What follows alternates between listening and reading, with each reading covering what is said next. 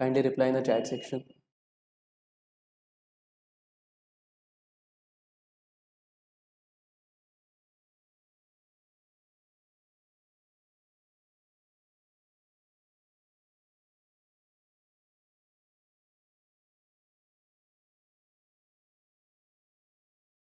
Online student, is my voice audible to all?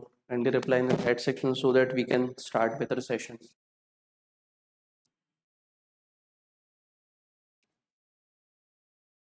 ठीक है, ठीक है, शुरू करते हैं. अगेन लेक्चर ज्वाइन करते वक्त मैंने आपको पहले बताया कि you have to type your name there, ठीक है, and with the valid name only you will be allowed to attend the lecture. ठीक है, तो देखिए again our today session is third one. So in the last session you were discussing about democracy. ठीक है, so democracy क्या होती है, what are the different aspects of democracy, ये हमने थोड़ा थोड़ा मतलब आधा तो देख लिया था.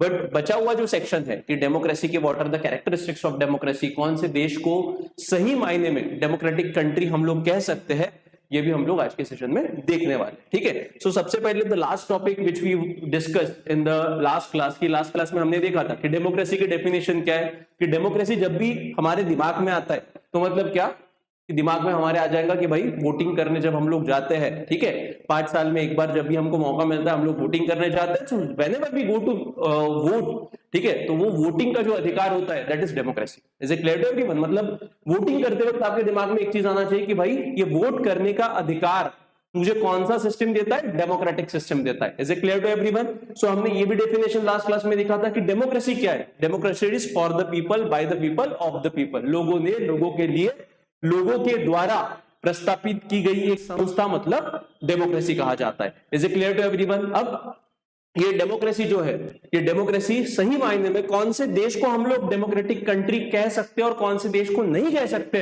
ये भी समझना बहुत आवश्यक होता है. तो आज हम लोग वही देखने वाले हैं. जैसा one of the characteristics of democracy क्या होता है कि there should be equality in democracy. See in the last lecture also हम लोगों ने डेमोक्रेसी दो प्रकार की होती है, एक पॉलिटिकल डेमोक्रेसी और एक दूसरी सोशियो इकोनॉमिक डेमोक्रेसी. वो भी हमने देखा था कि पॉलिटिकल डेमोक्रेसी मतलब क्या, कि उदाहरण के तौर पे हम जो हर व्यक्ति, जो भी भारत का नागरिक है, हर व्यक्ति जो वोट करने जाता है, वोटिंग करता है, that we can consider as a political democracy. उसको पॉलिटिकल डेमोक्रेसी कहते हैं. मतलब क्या कि हमारे संविधान थ्रू हमको अधिकार मिला है और उसके थ्रू हर व्यक्ति, भले ही वो किसी भी जात का रहने दो, किसी भी धर्म का रहने दो, किसी भी कास्ट का रहने दो, तब भी उसको क्या मिलेगा, वोटिंग का अधिकार दिया है. That is political democracy. और दूसरी तरफ कौन सी डेमोक्रेसी है, सोशल एंड इकोनॉमिक डेमोक्रेसी. कि भाई जो डेमोक्रेसी है ये सही मायने में हर देश में कब आएंगी, हमारे देश में कब लागू होंगी, जब समाज से भेदभाव पूरी तरीके से मिट जाएगा, जब समाज से कास्टिज्म पूरी तरीके से मिट जाएगा, जब समाज से जाति या फिर धर्म आधारित जो भेदभाव है वो हट जाएगा, तब हम लोग बोल सकते हैं कि समाज में या फिर भारत के समाज में सही मायने में कौन सी डेमोक्रेसी आ गई है, सोशल डेमोक्रेसी.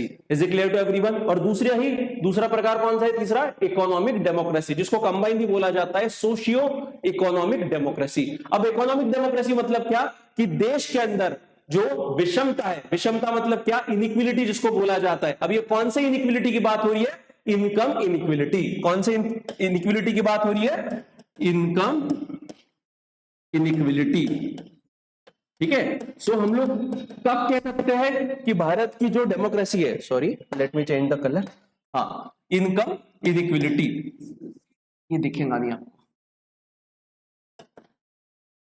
इनकम इनइक्विलिटी. सो हम लोग कब कह सकते हैं कि भारत में इनकम इनइक्विलिटी या फिर इकोनॉमिक डेमोक्रेसी आ चुकी है, जब भारत से ये जो विषमता है, कौन सी विषमता, आर्थिक विषमता, जिसको हम लोग बोलते हैं कि इनकम इनइक्विलिटी, की इनकम के आधार पे जो अमीर अमीर होते जा रहा है, गरीब गरीब होते जा रहा है, ये भेदभाव जब हमारे समाज से जाएगा तब हम लोग सही मायने में कह सकते हैं कि भारत में कौन सी डेमोक्रेसी आ गई है, सोशियो इकोनॉमिक डेमोक्रेसी.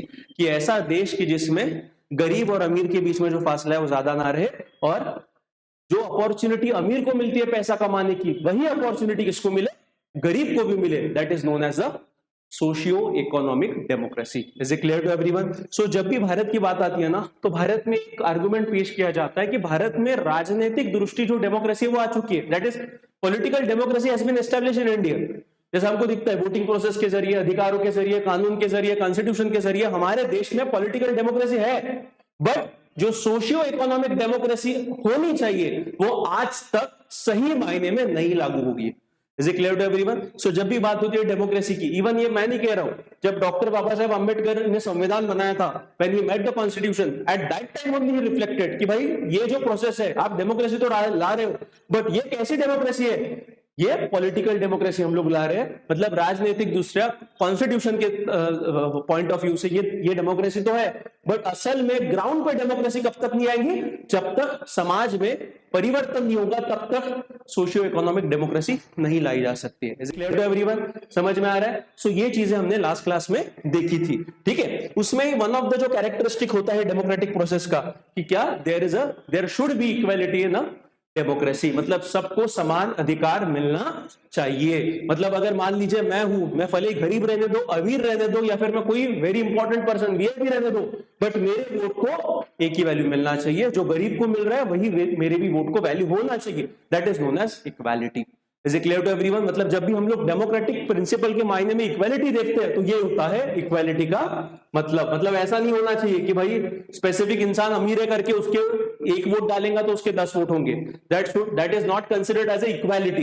इक्वालिटी मतलब क्या? गरीब रहे अमीर रहे, जब एक वोट डाल रहा है तो उसका वोट एक ही कंसिडर होना चाहिए। Is it clear to everyone? समझ में आ रहा है? हमने लास्ट क्लास में ये भी देखा था कि भाई पहले जो वोटिंग का राइट था, वोटिंग का एज था, वो कौन सा था? 21। पहले वोटिंग का एज कितना था? 21। मतलब कोई भी इंसान जिसका एज 21 या फिर 21 से ज्यादा है वो वोट दे सकता था। बट यही जो एज है, एज ऑफ वोटिंग, ये कम किया कौन से अमेंडमेंट से? So through the amendment of 61st amendment act of 1989। इस अमेंडमेंट के जरिए जो वोटिंग एज है वो 21 से कहां तक कौन सा किया गया? 18 साल किया गया। तो मतलब क्या? अभी कोई भी व्यक्ति जिसका एज 18 साल या फिर उससे ज्यादा होता है तो वो क्या कर सकता है? वोट दे सकता है। Is it clear to everyone? क्योंकि इसको ही हम लोग क्या बोलते हैं? यूनिवर्सल एडल्ट सफरेज, ठीक है, या फिर यूनिवर्सल एडल्ट फ्रेंचाइजी या फिर यूनिवर्सल सफरेज। यूनिवर्सल का मतलब क्या है? ये जो पहला शब्द आता है यूनिवर्सल, इसका मतलब ये सारे लोग, irrespective of caste, class, color, religion, gender, anyone, ठीक है, whosoever whose age is above 18 is liable to vote, ठीक है, और he has the right to vote. Is it clear to everyone? और ये अमेंडमेंट ध्यान में रखो। अमेंडमेंट मतलब क्या होता है? इसके पहले भी मैंने बताया था कि संविधान में जो भी बदलाव किए जाते हैं उसको हम लोग टेक्निकल भाषा में क्या कहते हैं? अमेंडमेंट। सो ये कौन सी अमेंडमेंट थी? 61st amendment act 1989। Is it clear to everyone? और इसके पहले के लेक्चर में मैंने बताया था कि हमारा संविधान कैसा संविधान है? हमारा संविधान ऑर्गेनिक संविधान है, जीता हुआ संविधान है। इसीलिए जीती हुई जो चीज होती है वो बढ़ती है, इसीलिए हमारे संविधान में बदलाव का भी अधिकार दिया गया है, ठीक है। किसको अधिकार है? पार्लियामेंट को, कि parliament has the right to change the provisions in the constitution. Is it clear to everyone? But right तो दिया पार्लियामेंट को, बट पार्लियामेंट पर और लिमिटेशन भी डाली गई है कि आप बेसिक चीजें जो है, जो मूलभूत चीजें हैं जिसके आधार पे हमारा संविधान बना है, वो आप बदला नहीं सकते। और उसको ही क्या बोला जाता है? Basic structure. Is it clear to everyone? Last class में मैंने आपको रेफर किया था, इवन आपके व्हाट्सएप ग्रुप पे मैंने शेयर किया था केशवानंद भारती की बेसिक स्ट्रक्चर क्या है, कि ऐसी चीजें कि जो किसी भी हालत में हमारे संविधान से हटाई नहीं जा सकती है, कि जो हमारा बुनियाद है, जो हमारा फाउंडेशन है, अगर वो ही हिल गया तो हमारा कॉन्स्टिट्यूशन भी क्या हो जाएगा?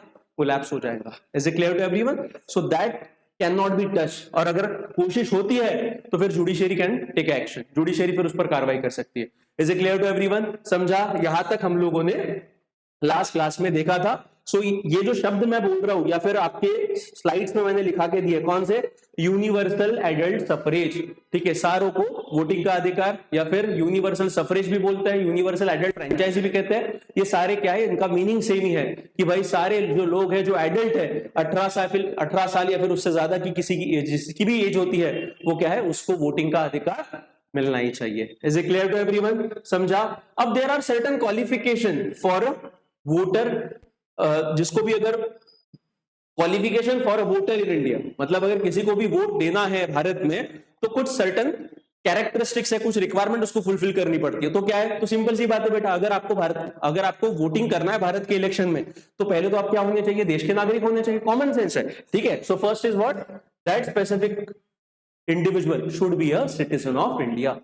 मैंडेटरी चीज है भाई, जो नागरिक रहेगा उसको ये अधिकार दिया जाएगा, जो नागरिक नहीं है उसको अधिकार नहीं दिया जा सकता है। सेकेंड, ही और she must have attend 18 years of age, very important, ठीक है, भले ही कौन से भी जेंडर का रहने दो, कास्ट का रहने दो, क्लास का रहने दो, रिलीजन का रहने दो, किसी भी रेस का रहने दो, अगर वो भारत का नागरिक है तो मिनिमम उसका एज 18 साल या फिर उससे ज्यादा का होना चाहिए, तभी जाके उसको वोटर आईडी कार्ड इशू किया जा सकता है और वो वोटिंग के लायक बन सकता है। तीसरा, ही must not be of unsound mind, मतलब अनसाउंड माइंड मतलब क्या, पागल नहीं होना चाहिए, ठीक है, समझ में आ रहा है। और मेंटल हेल्थ उसकी स्टेबल होनी चाहिए। And must not have been declared bankrupt by a competent court, मतलब कोर्ट ने उसको बैंकरप्ट घोषित नहीं किया जाना चाहिए। बैंकरप्ट का मतलब क्या होता है कि जब कर्जा लेने के बाद वो स्पेसिफिक व्यक्ति कर्जा वापस नहीं करता है तो ऐसे व्यक्ति को बोला जाता है बैंकरप्ट। कर्जा लेने के बाद कर्जा नहीं चुकाते हो तब आपको क्या बोला जाता है, बैंकरप्ट। अगर कॉम्पिटेंट कोर्ट में उसकी केस जाती है और कोर्ट उसको डिक्लेयर करता है कि ये व्यक्ति क्या है, बैंकरप्ट है, मतलब इसने जो बैंक का पैसा है वो डुबाया है, तो उसको वोटिंग का अधिकार नहीं। और इसके अलावा अगर उस दौरान लेजिस्लेचर मतलब पार्लियामेंट या फिर स्टेट लेजिस्लेचर कुछ ऐसे कानून बनाते हैं और उस कानून के अंतर्गत अगर वो स्पेसिफिक इंडिविजुअल को वोटिंग का अधिकार डिनाई किया जा रहा है तो भी क्या, उसको वोटर आईडी कार्ड नहीं मिल सकता है, फिर उसको वोटिंग का अधिकार नहीं मिल सकता है। मतलब these are certain characteristics of a voter in India. अगर आपको वोटिंग करना है तो आपको क्या होना चाहिए, आपको इसमें से कोई भी एक जो कैरेक्टरिस्टिक्स है वो आपको फॉलो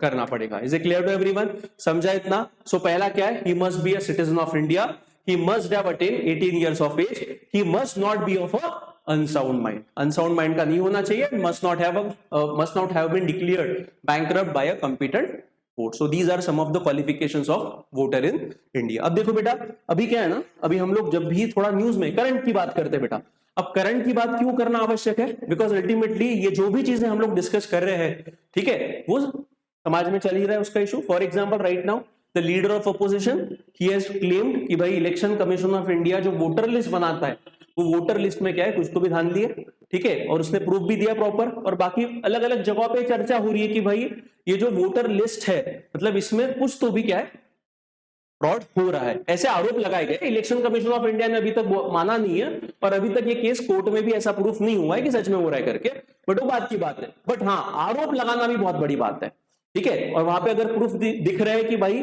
वोटर लिस्ट मतलब जिसमें हमारा नाम आता है कि जो एलिजिबल वोटर्स होते हैं जो वोट डालने के लिए जाते हैं तो उनके लिस्ट में कुछ तो भी हेराफेरी हो रही है, ऐसे कुछ आरोप लगाए गए। मतलब क्या, अगेन ये मामला किससे आता है बेटा, डेमोक्रेटिक प्रिंसिपल पे आता है। और डेमोक्रेसी का बेस क्या है, What is the base of democracy? Free and fair election. Democracy का बेस क्या है कि जिसके आधार पे डेमोक्रेटिक इंस्टीट्यूशंस, जिसके आधार पे डेमोक्रेटिक कंट्रीज खड़ी रहती है, वो एकमात्र और सबसे इंपॉर्टेंट चीज क्या है कि जो इलेक्शंस है वो कैसे होने चाहिए, फ्री एंड फेयर इलेक्शंस होने चाहिए, ठीक है, स्वतंत्र और निष्पक्ष, किसी भी इंसान ने इंटरफेयर नहीं करना चाहिए और स्वतंत्र होने चाहिए। और उसमें स्पेसिफिकली उसके लिए सबसे इंपॉर्टेंट चीज किसकी है, सबसे इंपॉर्टेंट रोल किसका है, that is ECI, election commission of India. Is it clear to everyone? मतलब सबसे इंपॉर्टेंट रोल इस ऑर्गेनाइजेशन का है जिसका नाम है इलेक्शन कमीशन ऑफ इंडिया। तो बेटा आपको इसके बारे में पता होना चाहिए, ठीक है। हम लोग देखेंगे, we will study each and everything in the further lectures. मैं आपको भी बता रहा हूं कि जब भी कोई करंट में टॉपिक चल रहा है तो भाई वो क्या है। For example in earlier classes also I have told you that the hot current affairs topic is SIR, special intensive revision. कहां पे हो रहा है, बिहार में हो रहा है। तो आपका काम क्या है कि भाई देखो पहले तो ये स्पेशल इंटेंसिव रिवीजन क्या है ये पता होना चाहिए। उसके बाद ECI का रोल क्या है, भाई इलेक्शन कमीशन ऑफ इंडिया पे इतने आरोप लगाए जा रहे हैं तो इलेक्शन कमीशन ऑफ इंडिया क्या कर रहा है ये पता होना चाहिए। उसके पहले तो हमको ये पता होना चाहिए कि इलेक्शन कमीशन ऑफ इंडिया का काम क्या है और कॉन्स्टिट्यूशन के कौन से आर्टिकल में इसको अधिकार दिए, ठीक है। फॉर एग्जांपल ये इलेक्शन कमीशन ऑफ इंडिया के जो प्रोविजंस है वो हमारे संविधान में आर्टिकल 324 से लेके आर्टिकल 329 के बीच आते हैं। ये इतने जो आर्टिकल्स है 324, 25, 26, 27, 28 और 29, दीज आर द आर्टिकल्स कि जिसके अंतर्गत सुप्रीम कोर्ट के जो पावर्स है वो एलैबोरेट किए गए कि भाई सुप्रीम कोर्ट का सुप्रीम कोर्ट ने इलेक्शन कमीशन ऑफ इंडिया के जो पावर्स है वो एलैबोरेट किए, ठीक है। जैसे article 324 is the most important article. इसमें साफ तौर से बोला गया है कि election commission of India Bharat के लोकसभा और राज्यसभा, इसके अलावा भारत का जो स्टेट इलेक्शंस होते हैं उसके लिए जिम्मेदारी पूरा इलेक्टोरल रोल कौन बनाएगा?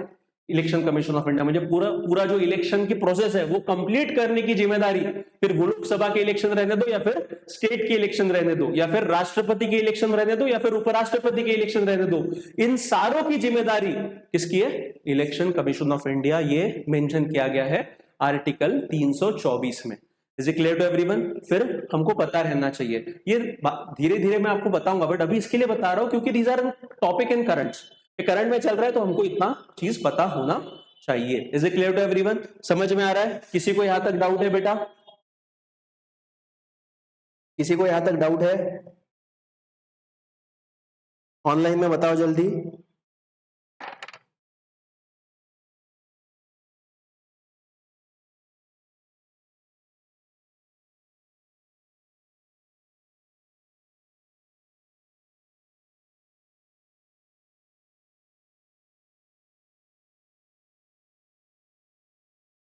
हाँ या ना बोलो, ठीक है, नहीं है, चलेंगे आगे बढ़ते हैं। अब देखो, अब जब भी हम लोग किसकी बात करते हैं, इलेक्शन की बात करते हैं, so these are certain qualifications for a voter in India, ठीक है।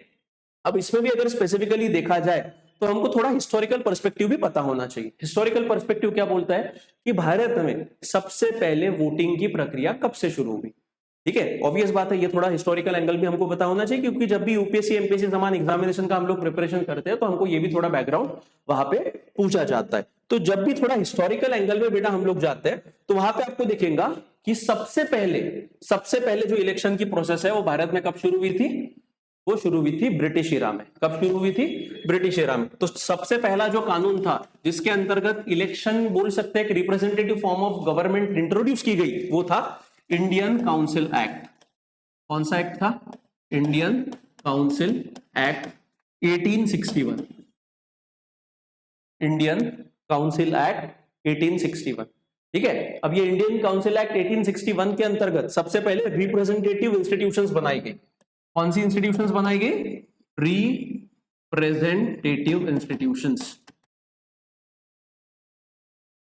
मतलब उस वक्त क्या होता था, इलेक्शंस नहीं होते थे तो जो ब्रिटिश हुकूमत का जो बंदा था, जो भारत को रूल करता था, उसको बोला जाता था वॉइस रॉय। क्या बोला जाता था? वॉइस रॉय, ठीक है। तो ये वॉइस रॉय मतलब he was head of India, जैसे आज का राष्ट्रपति उस टाइम का वॉइस रॉय था, उसको भारत की पूरी जिम्मेदारी थी। अब ये वॉइस रॉय क्या करता था? कुछ लोगों को रिकमेंड करता था। कौन से कानून के अंतर्गत? इंडियन काउंसिल एक्ट के 1861 के अंतर्गत। और तब काउंसिल बनाया गया था, जैसा आज का लोकसभा राज्यसभा है, उस टाइम पे उसको काउंसिल बोला जाता था। और उस काउंसिल में क्या करता था? रिकमेंड करता था। That was representative institutions were form first time under which law? Indian council act 1861। उसके बाद जो दूसरा कानून आया, सेम इंडियन काउंसिल एक्ट, लिखो Indian council act 1892। This was the second law which was passed by Britishers, ठीक है। इसके अंतर्गत क्या? इसके अंतर्गत very limited election was introduce. इसके अंतर्गत very limited election was introduced under which law? Indian Council Act 1892, ठीक है। उसके बाद जो तीसरा कानून जो लाया ब्रिटिशर्स ने, उसका नाम था Morley Minto reforms. Morley Minto reforms ये लाया था 1909 में, ठीक है। उसके बाद कौन सा कानून आया? मॉर्ले मिंटो रिफॉर्म्स 1909, ठीक है। अब इसमें भी जो इलेक्शन था, again very limited election was introduce, but जो इलेक्शन होता था ऊपर में होता था, सामान्य लोगों को वोटिंग का अधिकार नहीं था। ऊपर में मतलब जो बड़े बड़े लोग होते थे वोट करते थे, ठीक है। सो बट इसमें और एक इंपॉर्टेंट चीज हुई थी मॉर्ले मिंटो रिफॉर्म्स में, 1909 में सेपरेट इलेक्टोरेट बनाया था। Separate electorate for Muslims was introduce. अब ये सेपरेट इलेक्टोरेट क्या है मुस्लिम्स के लिए, ये पता होना आवश्यक है।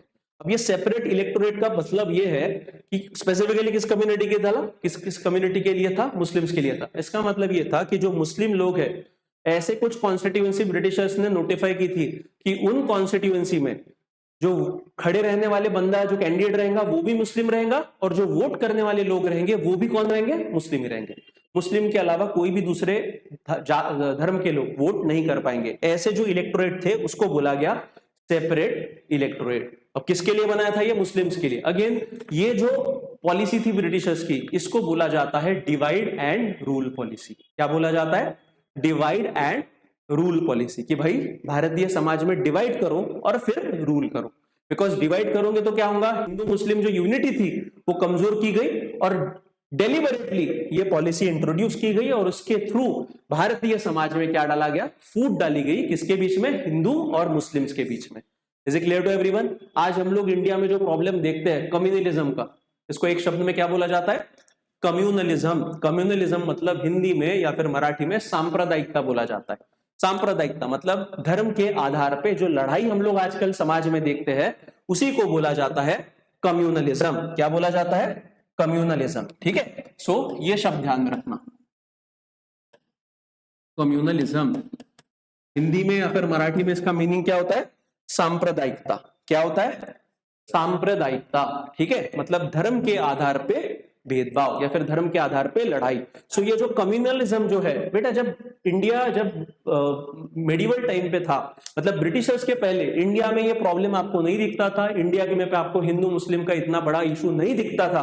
बट ये जो हिंदू मुस्लिम का प्रॉब्लम है, ये बेसिकली ये समाज में जो दरार डालने की कोशिश है, ये सही मायने में किसने की? ब्रिटिशर्स ने की। क्योंकि ब्रिटिशर्स को पता था कि अगर भाई हिंदू मुस्लिम यूनाइटेड रहेंगे तो इंडिया पे रूल करना इम्पॉसिबल है। तो उसने बराबर क्या किया कि भाई डिवाइड कर दिया और मुस्लिम को अलग किया। उनको डेलिबरेटली उनमें ये इच्छा जगवाई कि भाई देखो आपको ऐसा ऐसा है, आपको थ्रेट है हिंदू से, और हिंदू को मुस्लिम से थ्रेट दिखवाया। That's policy is known as communalism. Is it clear to everyone? और ये कौन से कानून के अंतर्गत इंस्टीट्यूशनलाइज किया गया? ये मॉर्ले मिंटो रिफॉर्म के अंतर्गत।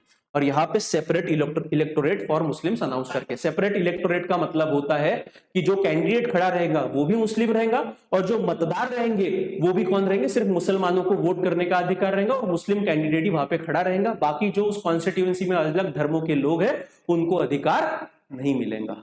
Is it clear to everyone? और इसके बाद separate electorate for Muslims announce किया गया। उसके बाद सिख लोगों के लिए किया गया, क्रिश्चियंस के लिए किया गया, एंग्लो इंडियंस के लिए किया गया। मतलब अलग अलग धर्म के जो लोग हैं, जो माइनॉरिटीज थे, उनके लिए ब्रिटिशर्स ने डेलिबरेटली पॉलिसी लगवाई। क्या होना चाहिए? डिवाइड और रूल करो। Is it clear to everyone? तो यहाँ पे फिर थोड़ा एकदम बोल सकते हैं वेरी लिमिटेड इलेक्शंस यहाँ पे भी इंट्रोड्यूस किए। बट इसके बाद सही मायने में जो इलेक्शंस है, हाँ वो बाद में किया, धीरे धीरे किया। हाँ, इसके नहीं, इसमें नहीं है, इसके बाद फिर इंट्रोड्यूस किए गए। ठीक है, आपको मैडम जो है ना हिस्ट्री में पढ़ा देंगे। ठीक है, इसके बाद जो कानून लाया चौथा वाला, वो था government of India act. Government of India act 1919। कौन सा कानून? Government of India act 1990। इसको मॉन्टेगू चेम्सफोर्ड रिफॉर्म भी कहा जाता है। ये जो मॉन्टेगू चेम्सफोर्ड, मॉर्ले मिंटो, ये उस टाइम पे वॉइस रहे थे, उनके नाम से वो कानून बने। बट इनको ऑफिशियल लैंग्वेज में यही बोला जाता है, गवर्नमेंट ऑफ इंडिया एक्ट 1990 आया। यहां पे through this law, this is a very important act, इस एक्ट के अंतर्गत पहली बार ब्रिटिश भारत में क्या दिया गया? Direct election was introduce. कौन सा इलेक्शन इंट्रोड्यूस किया गया? Direct election was introduced first time in India. Was introduced first time in India. तो ये ध्यान में रखना, ये कानून कौन सा कानून? Government of India act 1999। इस कानून के अंतर्गत क्या किया गया? पहली बार भारत में डायरेक्ट इलेक्शन हुए। डायरेक्ट इलेक्शन मतलब क्या? कि जिसमें सामान्य लोगों को वोट करने का अधिकार दिया गया। ठीक है, अगेन बेटा ये कानून जब था, अब उस टाइम पे ये कानून जब लाया गया था, तो उस टाइम पे कौन थे? ब्रिटिशर्स थे। अब ब्रिटिशर्स क्या सारे लोगों को वोटिंग का अधिकार देंगे क्या? नहीं। तो उनको ही पता था कि भाई सारों को दिया तो प्रॉब्लम हो जाएगा। फिर उन्होंने क्या किया? ये जो गवर्नमेंट ऑफ इंडिया एक्ट था, ठीक है, 1919, इस कानून के अंतर्गत जो वोटिंग का अधिकार दिया वो सिर्फ मेल कैंडिडेट को दिया। किसको दिया? मेल कैंडिडेट को। तो लिखो, ठीक है, so only mail population was given voting right. But इसमें भी सारे मेल नहीं, जो इन्फ्लुएंशियल थे उनको अधिकार दिया गया। Only mail population was granted voting right through government of India act 1919। ठीक है। और उसके बाद जो आखिरी कानून आया वो था गवर्नमेंट ऑफ इंडिया एक्ट 1935। वो कौन सा था? पांचवा और सबसे important, government of India act 1935। Bharat को आजादी मिलने से पहले सबसे महत्वपूर्ण अगर कानून कोई है जिसके बारे में हमको आगे आने वाले लेक्चर्स में डिटेल में पढ़ना है, दैट इज दिस लॉ। कौन सा? गवर्नमेंट ऑफ इंडिया एक्ट 1935, क्योंकि हमारे संविधान के कुछ प्रोविजंस इस कानून के अंतर्गत से भी लिए गए हैं। ठीक है। और इसके अंतर्गत जो इलेक्शन का अधिकार था वो थोड़ा बढ़ाया गया, बट सबके लिए इलेक्शन प्रोसेस ओपन नहीं की गई थी। मतलब क्या कि छोटी एक सिंपल लैंग्वेज में मैं कह सकता हूं कि भले ही जो डायरेक्ट इलेक्शंस थे वो इंट्रोड्यूस किए गए थे ब्रिटिश इरा में under which law? Government of India act 1919, but universal adult suffrage और universal adult franchise was not granted. समझ में आ रहा है क्या बोल रहा हूं? भले इलेक्शन की प्रक्रिया शुरू की ब्रिटिश इरा में, बट सबको वोटिंग का अधिकार नहीं दिया गया था। मतलब समाज में कुछ स्पेसिफिक चुनिंदा लोगों को ही अधिकार दिया गया था, सारों को अधिकार नहीं दिया गया था। और अलग अलग रूल्स एंड रेस्ट्रिक्शंस वहां पे लगाए गए थे। उसके कारण हम लोग बोल नहीं सकते कि ब्रिटिश इरा में सही मायने में क्या थी? डेमोक्रेसी। तो that was not a democracy. Is it clear to everyone? समझ में आ रहा है? तो इतनी सारी चीजें जो है वो आपको पता होनी चाहिए। ठीक है। हाँ।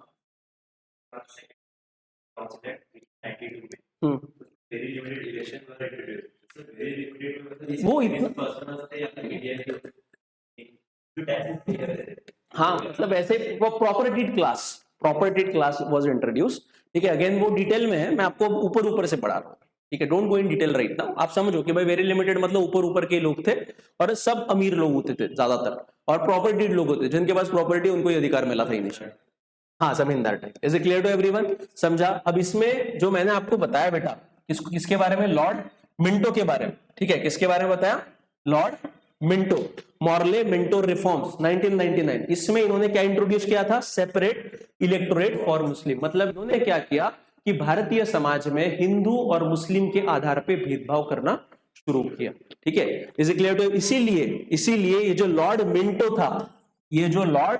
मिंटो था, इस लॉर्ड मिंटो को और एक नाम से पुकारा जाता है। इसको बोला जाता है फादर ऑफ कम्युनल इलेक्टोरेट। लिखो, इसको क्या बोला जाता है? लॉर्ड मिंटो को father of,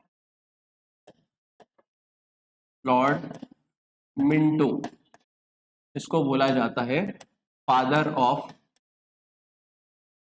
communal electorate. Online के स्टूडेंट्स लिखो,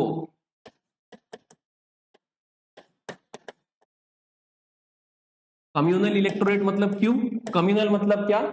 सांप्रदायिकता के आधार पे हिंदू, मुस्लिम, फिर सिख, ईसाई, इनको अलग अलग करके इनका क्या? एक वोटर लिस्ट बनाना, और उस इलेक्शन में स्पेसिफिक सिर्फ मुस्लिम कैंडिडेट रहेगा और मुस्लिम वोटर रहेंगे। किसी कॉन्स्टिट्यूएंसी में सिर्फ सिख कैंडिडेट रहेगा, सिख वोटर रहेंगे, बाकी लोगों को अधिकार नहीं मिलेंगे। मतलब खुलेआम क्या किया जा रहा था? डिस्क्रिमिनेशन किया जा रहा था। किसके आधार पर डिस्क्रिमिनेशन किया जा रहा था? धर्म के आधार पे डिस्क्रिमिनेशन किया जा रहा था, और उसको इंस्टीट्यूशनलाइज बनाया गया था। क्या बनवाया गया था?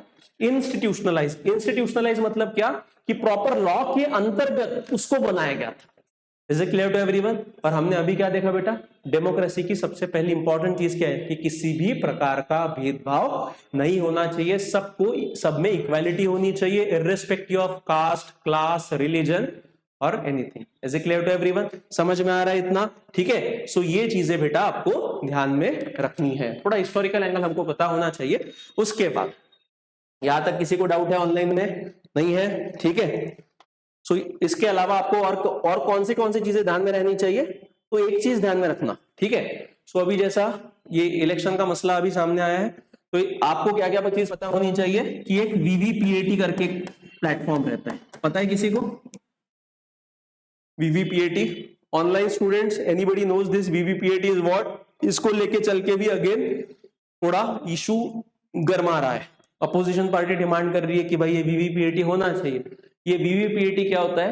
मैं आपको आसान भाषा में बता देता हूं। आप जब वोट कर देने जाते हो, आप में से मोस्ट ऑफ द लोगों ने वोट दिया होगा, जब भी हम लोग वोटिंग देने जाते हैं तो पहले तो आपको इंक लगाई जाती है, इंक लगाने के बाद जो ईवीएम मशीन्स होती है, इलेक्ट्रॉनिक वोटिंग मशीन, वहां पे अंदर में आपको छोड़ा जाता है। जब आपको अंदर में ईवीएम्स के बॉक्सेस रहते हैं और उसके बगल में ना एक मशीन रहती है, जब भी आप कोई पॉलिटिकल पार्टी को वोट देते हो, बटन दबाते हो, मान लो मैंने कांग्रेस को वोट दिया, बटन दबाया, तो वो जो एक मशीन होती है ना, उसमें निकल के आती है पर्ची, ठीक है, और पर्ची में रहता है वो कैंडिडेट का फोटो, नाम और सिंबल, और वो उसको बोलते हैं वो मशीन को वीवीपीएटी। वीवीपीएटी का फुल फॉर्म होता है voter verified paper audit trail. VVPAT का फुल फॉर्म क्या है? Voter verified paper audit trail. Voter verified paper audit trail मतलब इसका मतलब ये होता है कि वोटर को जब वो मशीन दबाता है, तो मशीन दबाने के बाद उसका वोट सच में उसी व्यक्ति को गया है कि नहीं है, ये कंफर्म करने के लिए वो एक मशीन रहती है, उसको बोला जाता है VVPAT, voter verified paper audit trail. अब इसका इंपॉर्टेंस क्या है ना, for bringing transparency in election process, very important, very important. क्या? इलेक्शन पहला फ्री एंड फेयर मैनर में होना चाहिए, दूसरा there should be transparency in election process, किसी को अनड्यू एडवांटेज नहीं मिलना चाहिए, बराबर है, और सारे कैंडिडेट्स को लेवल प्लेइंग फील्ड मिलनी चाहिए कि सच में अगर मैं बटन दबा रहा हूं तो उसी को वोट जा रहा है, मेरे को समझ में आना चाहिए। क्योंकि ये ईवीएम के प्रोसेस पे भी सवाल खड़े किए गए थे कि भाई सच में उसको जा रहा है कि नहीं जा रहा है, कैसे पता चलेगा? So that's why election commission of India introduce this device with the name of VVPAT, voter verified paper audit trail. Paper पे फोटो आता है और उससे हम लोग क्या कंफर्म कर सकते हैं कि मैंने जो बटन दबाई वो सच में उसी व्यक्ति को गई है कि नहीं गई है। और किसी कॉन्स्टिट्यूएंसी में, मतलब किसी अगर इलेक्शन बूथ पे कुछ अफरा तफरी होती है, तो ऐसे कंडीशन में वो काउंटिंग भी किया जा सकता है। क्या? वो वोटर वेरीफाइड जो ट्रेल रहता है, वो पेपर पे जो छप के आता है, उसको काउंटिंग भी हो सकता है। Is it clear to everyone? समझ में आ रहा है? ये बाद में डिस्कस करेंगे कि सर ईवीएम पे इलेक्शन होना चाहिए कि पेपर बैलेट में होना चाहिए, that is the different aspect, but अभी आपको चीजें पता होनी चाहिए। इसके अलावा और एक चीज की चर्चा हो रही है इलेक्शन की जब भी बात आती है, कौन सा? Form number 6। कौन सा फॉर्म? Form number 6। ये फॉर्म नंबर 6 क्या है? तो जब भी कोई व्यक्ति जिसका एज 18 साल का हो जाता है, 18 साल के होने के बाद जब वो इलेक्शन प्रोसेस में अपना नाम दर्ज करवाने के लिए जाता है, तो उसको कौन सा फॉर्म फिलअप करके देना पड़ता है? फॉर्म नंबर 6 फिलअप करके देना पड़ता है। उसको पूरी डिटेल्स क्या करनी पड़ती है? वहां पे लिखनी पड़ती है। मतलब for enrolling in the election process, तो फॉर्म नंबर 6 इज देयर, ये ध्यान में रखना, क्योंकि ये भी अभी बहुत ज्यादा चर्चा में। मतलब ऐसे कुछ कुछ केसेस सामने आए हैं कि जिनका एज 80 साल है, 90 साल है, 90 साल की उम्र में व्यक्ति फॉर्म नंबर 6 फाइल अप कर रहे हैं, मतलब पहली बार वोटिंग के लिए। तो 90 साल के लिए फॉर्म नंबर 6 नहीं है, किसके लिए? जिसका एज 18 साल का हो चुका है। जैसा 20 साल 25 साल वहां तक ये अलाउ होता है कि जब भी आपको पहली बार इलेक्शन प्रोसेस में सहभागी होना है, तो आपको ये फॉर्म नंबर 6 के जरिए आपको एनरोल करना पड़ता है, और उसके बाद आपको वोटर आईडी कार्ड जनरेट होता है। एंड वोटर आईडी कार्ड के तहत आप क्या कर सकते हो? मतदान कर सकते हो। Is it clear to everyone? समझा? हाँ सोनाली, बराबर है, ठीक है। Is it clear to everyone? समझा? ये बेसिक चीज है, ये हमको पता रहनी चाहिए। सो political institutions like political parties and interest and pressure groups, that is association, various non-governmental organization must be functional for expressing popular needs, demands and grievances।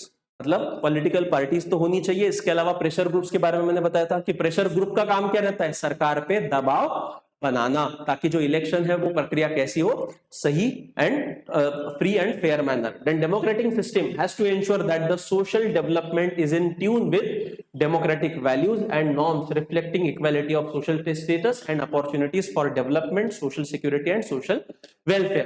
ये दूसरा जो स्टेटमेंट है ये साफ तौर से रिप्रेजेंट कर रहा है कि डेमोक्रेसी सही मायने में कब आती है? जब सोशियो इकोनॉमिक कंडीशन पे जब डेमोक्रेसी भारत में बनेगी, तब जाके सही मायने में क्या होगा? भारत में डेमोक्रेसी इंप्लीमेंट हो रही है, ऐसा बोला जा सकता है। Is it clear to everyone? मतलब डेमोक्रेटिक इंस्टीट्यूशन का फायदा गरीब लोगों को मिलना चाहिए, अमीर को भी मिलना चाहिए। डेमोक्रेटिक इंस्टीट्यूशन का फायदा इनकम इनइक्विलिटी कम करने के लिए भी होना चाहिए, जो गरीब व्यक्ति है उसका भी इनकम बढ़ना चाहिए, ठीक है। सो ये सारी चीजें जब होंगी, तब सही मायने में बोला जाएगा कि भारत में क्या है? डेमोक्रेसी एस्टैब्लिश हो चुकी है, ठीक है। सो citizen must avail opportunities of universal and compulsory education. They must also be enabled to utilize means of economic development. Very important. देखो बेटा, डेमोक्रेसी सही मायने में काम कब करेंगी जब ज्यादा से ज्यादा लोग पढ़े लिखे होंगे। सबसे इंपॉर्टेंट चीज होती है बेटा, डेमोक्रेसी अगर सही मायने में काम करे, अगर आपको ऐसा लगता है, तो शुरुआत कहां से होनी चाहिए? एजुकेशन से। ठीक है, जब इंडिया को आजादी मिली 1947 में, and after that we decided कि भाई हम लोग डेमोक्रेसी लाते हैं और डेमोक्रेसी के आधार पे हम लोग सरकार बनाएंगे। उस टाइम पे भारत का जो एजुकेशन रेट था बहुत कम था। ठीक है, बट उसके बावजूद भी हम लोगों ने डेमोक्रेसी इंट्रोड्यूस कर दी। बट धीरे धीरे जैसे जैसे हम लोग आगे बढ़ते गए, आज लगभग 75 साल हो गए, और उसके बाद इंडिया का जो लिटरेसी रेट है वो ऑलमोस्ट 75-76% के आसपास है और बढ़ ही रहा है। तो ये बताता है कि अगर आपको डेमोक्रेसी को अगर आपको पावरफुल बनाना है, तो सबसे इंपॉर्टेंट चीज क्या है? एजुकेशन। कि जब लोग एजुकेटेड रहेंगे तो लोगों को पता रहेगा कि उनके प्रॉब्लम्स क्या है। जब लोगों को पता रहेगा उनके प्रॉब्लम्स क्या है, तो लोगों को समझेगा कि कौन सी पॉलिटिकल पार्टी उनके प्रॉब्लम को एड्रेस कर रही है। मतलब on the basis of that they can decide to vote for whom. Is it clear? Very important. आजकल क्या है, बट ये चीज इंडिया में आपको नहीं दिखती है। तो सबसे बड़ा लैकूना क्या है हमारे डेमोक्रेसी का? कि लोग पढ़े लिखे ना होना। ठीक है, so citizen must avail opportunity of universal and compulsory education. हमारे संविधान में लिखा गया है और सरकार ने कानून भी बनाया, राइट टू एजुकेशन एक्ट। कौन सा कानून बनाया है? राइट टू एजुकेशन, जिसको शॉर्ट में बोला जाता है आरटीई का कानून, राइट टू एजुकेशन एक्ट। और ये राइट टू एजुकेशन एक्ट के अंतर्गत हमको क्या है? शिक्षा का अधिकार दिया है हमारे संविधान ने। Is it clear to everyone? So इसको बोला जाता है universal and compulsory education. Universal education मतलब सारे लोगों को, गरीब रहे अमीर रहे, पैसा रहने दो नहीं रहने दो, but it is the responsibility of government of India to provide education to that specific. Is it clear to everyone? समझ में आ रहा है? So they must also be enable to utilise means of economic development. मतलब लोगों को क्या मिलना चाहिए? आर्थिक उन्नति के लिए जो जो चीज उनको चाहिए वो भी उसका उनको एक प्रोवाइड होनी चाहिए। The fruits of economic development must reach all and specially to the poor and deprived section of the society. इसको ही हम लोग बोलते हैं socio economic development of the people, strength social democracy. समझ में आ रहा है? मतलब सामाजिक उत्थान और आर्थिक उत्थान, ये दोनों चीज जब होती है तब सही मायने में हम लोग बोल सकते हैं कि भारत में कौन सी डेमोक्रेसी आ चुकी है? सोशल डेमोक्रेसी आ चुकी है। Is it clear to everyone? Online में किसी को डाउट है? यहां तक डाउट होगा चैट सेक्शन में आपको सिर्फ लिखना है। ठीक है, उसके बाद अब आते हैं बेटा इनइक्विलिटी पे, कि भारत में जब भी हम लोग देखते हैं, so there are different types of an inequality which are there in our society. So first of all inequality of class. Class inequality मतलब क्या होता है? वो अमीर है, ये गरीब है, ठीक है, मतलब उसके इनकम के हिसाब से जो इनइक्विलिटी समाज में है, that is known as class based inequality. ठीक है, दूसरा है caste based, very important. India की अगर इंडियन समाज की हम लोग स्पेसिफिकली बात करते हैं, तो इंडियन समाज में आपको क्लास से ज्यादा जो इनइक्विलिटी दिखती है वो कौन सी है? जाति आधारित व्यवस्था। मैंने आपको बताया था जो कभी नहीं जाती उसको कहते हैं जाति। Is it clear to everyone? एक कोट है योगेंद्र यादव, जो कभी नहीं जाती उसको कहते हैं जाति। मतलब caste based inequality is very rampant in India. आपको कोई भी स्टेट में, कोई भी राज्य में, कोई भी शहर में जाओ, कोई भी गांव में, हर जगह पे आपको एक चीज मिलेंगी ही मिलेंगी, that is which inequality on the basis of caste, then inequality on the basis of religion, yes, that is also exist। ठीक है, जैसे वो मुस्लिम है, वो हिंदू है, वो सिख है, वो क्रिश्चियन है, मतलब धर्म के आधार पे भी भेदभाव होता है। देन जेंडर के आधार पे भी क्या होता है बेटा? समाज में भेदभाव हमको देखने को मिलता है। And last and very important, that is on the basis of educational background also there is inequality in the society. Is it clear to everyone? पढ़े लिखे लोग गरीब लोगों के साथ नहीं बैठते। गरीब मतलब कौन? अनपढ़ लोगों के साथ नहीं बैठते। मतलब वो प्रकार की भी इनइक्वालिटी हमारे समाज में एग्जिस्ट करती है। सो बेटा जब हम लोग भारतीय समाज को देखते हैं, तो भारतीय समाज में इतनी सारी प्रकार की विषमताएं, इनइक्वालिटी एग्जिस्ट करती है, बट इसके बावजूद भी हमारे कॉन्स्टिट्यूशन ने साफ तौर से बोला है कि ये जो इनइक्वालिटी समाज में है, ये किसी भी मायने में पॉलिटिकल लैंडस्केप में नहीं आनी चाहिए। मतलब क्या?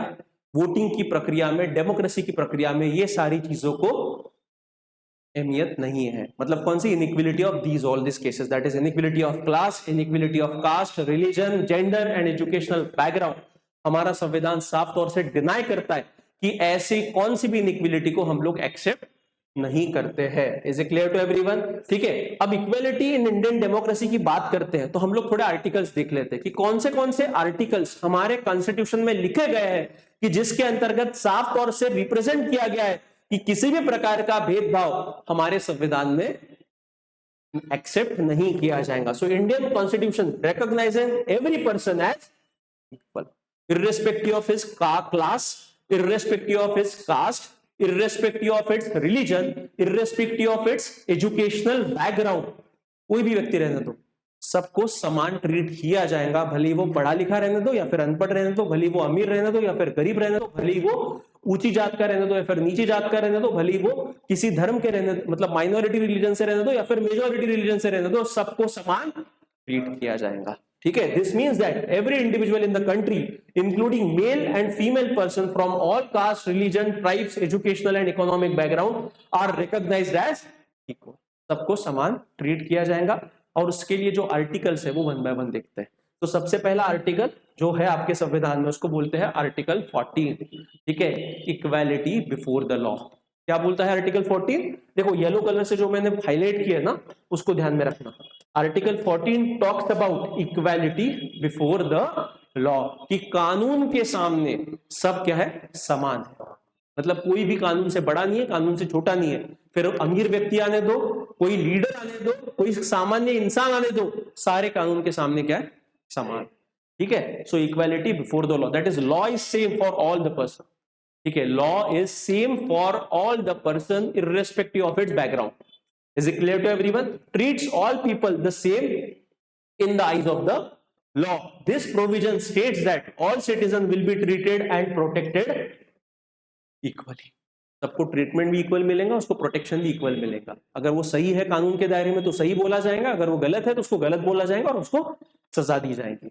कौन बोलता है? आर्टिकल 14. आपको शॉर्ट में ध्यान में क्या रखना है? Equality before the law. Constitution बोल रहे हैं कि सब कायदे कानून के सामने क्या है, समान है. उसके बाद क्या है? आर्टिकल 15. आर्टिकल 15 क्या बोलता है? प्रोहिबिशन ऑफ डिस्क्रिमिनेशन, कि भेदभाव नहीं होना चाहिए. ठीक है. प्रोहिबिशन ऑफ डिस्क्रिमिनेशन मतलब भेदभाव पे रोक लगाना. अब कैसे? No citizen shall on grounds only of race, religion, caste, place of birth, sex और any of them be subject to any liability, disability, restriction or condition with respect to access to public places and use of tanks, well, ghats, etc. that are maintained by the state or that are meant for the general public.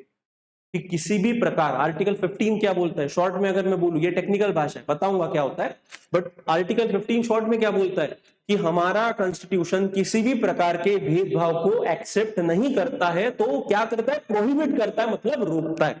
तो कैसा discrimination? No citizen on the ground of, कौन सा ground? On ground of race. मतलब वो कौन से race का है, इस पर डिस्क्रिमिनेशन जैसा होता है. अब ये रेस का एक उदाहरण मैं आपको दूं तो नॉर्थ ईस्ट वाले लोग जब आते हैं उनको चीनी चीनी करके चिढ़ाया जाता है. ठीक है. नॉर्थ ईस्ट वाले आते तो चीनी चीनी करके चिढ़ाया जाता है, साउथ वाले आते तो काले काले करके चिढ़ाया जाता है. ये जो हम लोग हमारे समाज में एक नोशन है कि भाई वो वैसा चीनी लोगों के समान दिखता है करके चीनी बोलना, that is the discrimination on the basis of race. Same South India के लोग जब आते हैं तो उनको काला काला करके बोला जाता है, बट वो भी क्या है भाई, वो उनकी रेस है. ठीक है. सो वो नेचुरल चीज है कि जिसके आधार पर आप डिस्क्रिमिनेशन नहीं कर सकते, उसको बोलते हैं discrimination on the basis of race. हमारा कॉन्स्टिट्यूशन उसको डिनाई करता है. ठीक है. दूसरा रिलीजन, ये तो कॉमन है.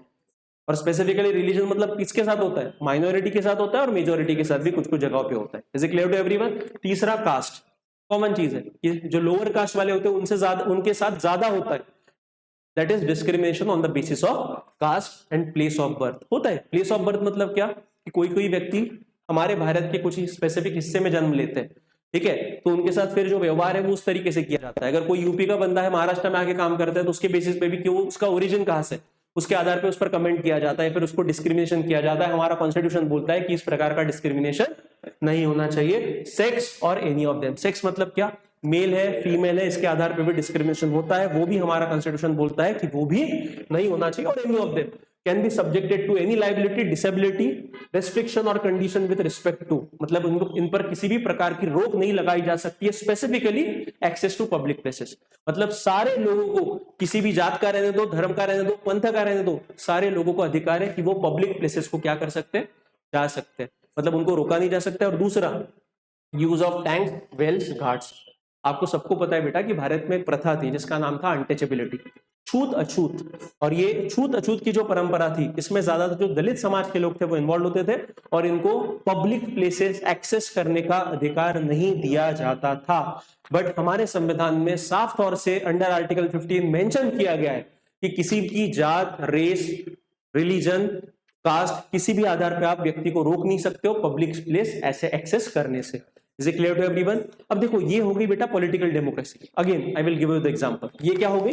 Political democracy. इसमें लिखा है, ये पॉलिटिकल हो गया, ठीक है। अब लिखा तो है, मतलब लिखने का मतलब ये नहीं होता है कि समाज में हो नहीं रहा होगा, क्योंकि आज भी समाज में जाति आधारित भेदभाव है। मैं उदाहरण आपको दिखा सकता हूँ। 2 days back only there was news in the paper, Tamil Nadu का न्यूज है। Tamil Nadu is considered as one of the developed state of our country.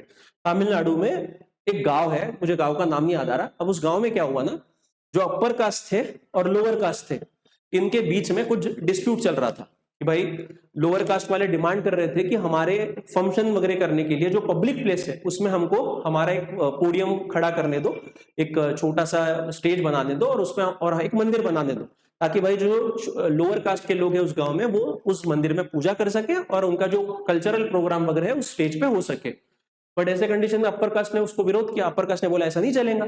तो अल्टीमेटली क्या किया अपर कास्ट वालों ने कि वो गांव का जो सेक्शन था, जिस सेक्शन में जनरली आप देखो कि गांव का जो स्ट्रक्चर होता है ना, वो गांव के स्ट्रक्चर में आपको सीधे सीधे दिख जाता है कि भाई ये जो कास्टिज्म है कैसे प्रिवेल करता है।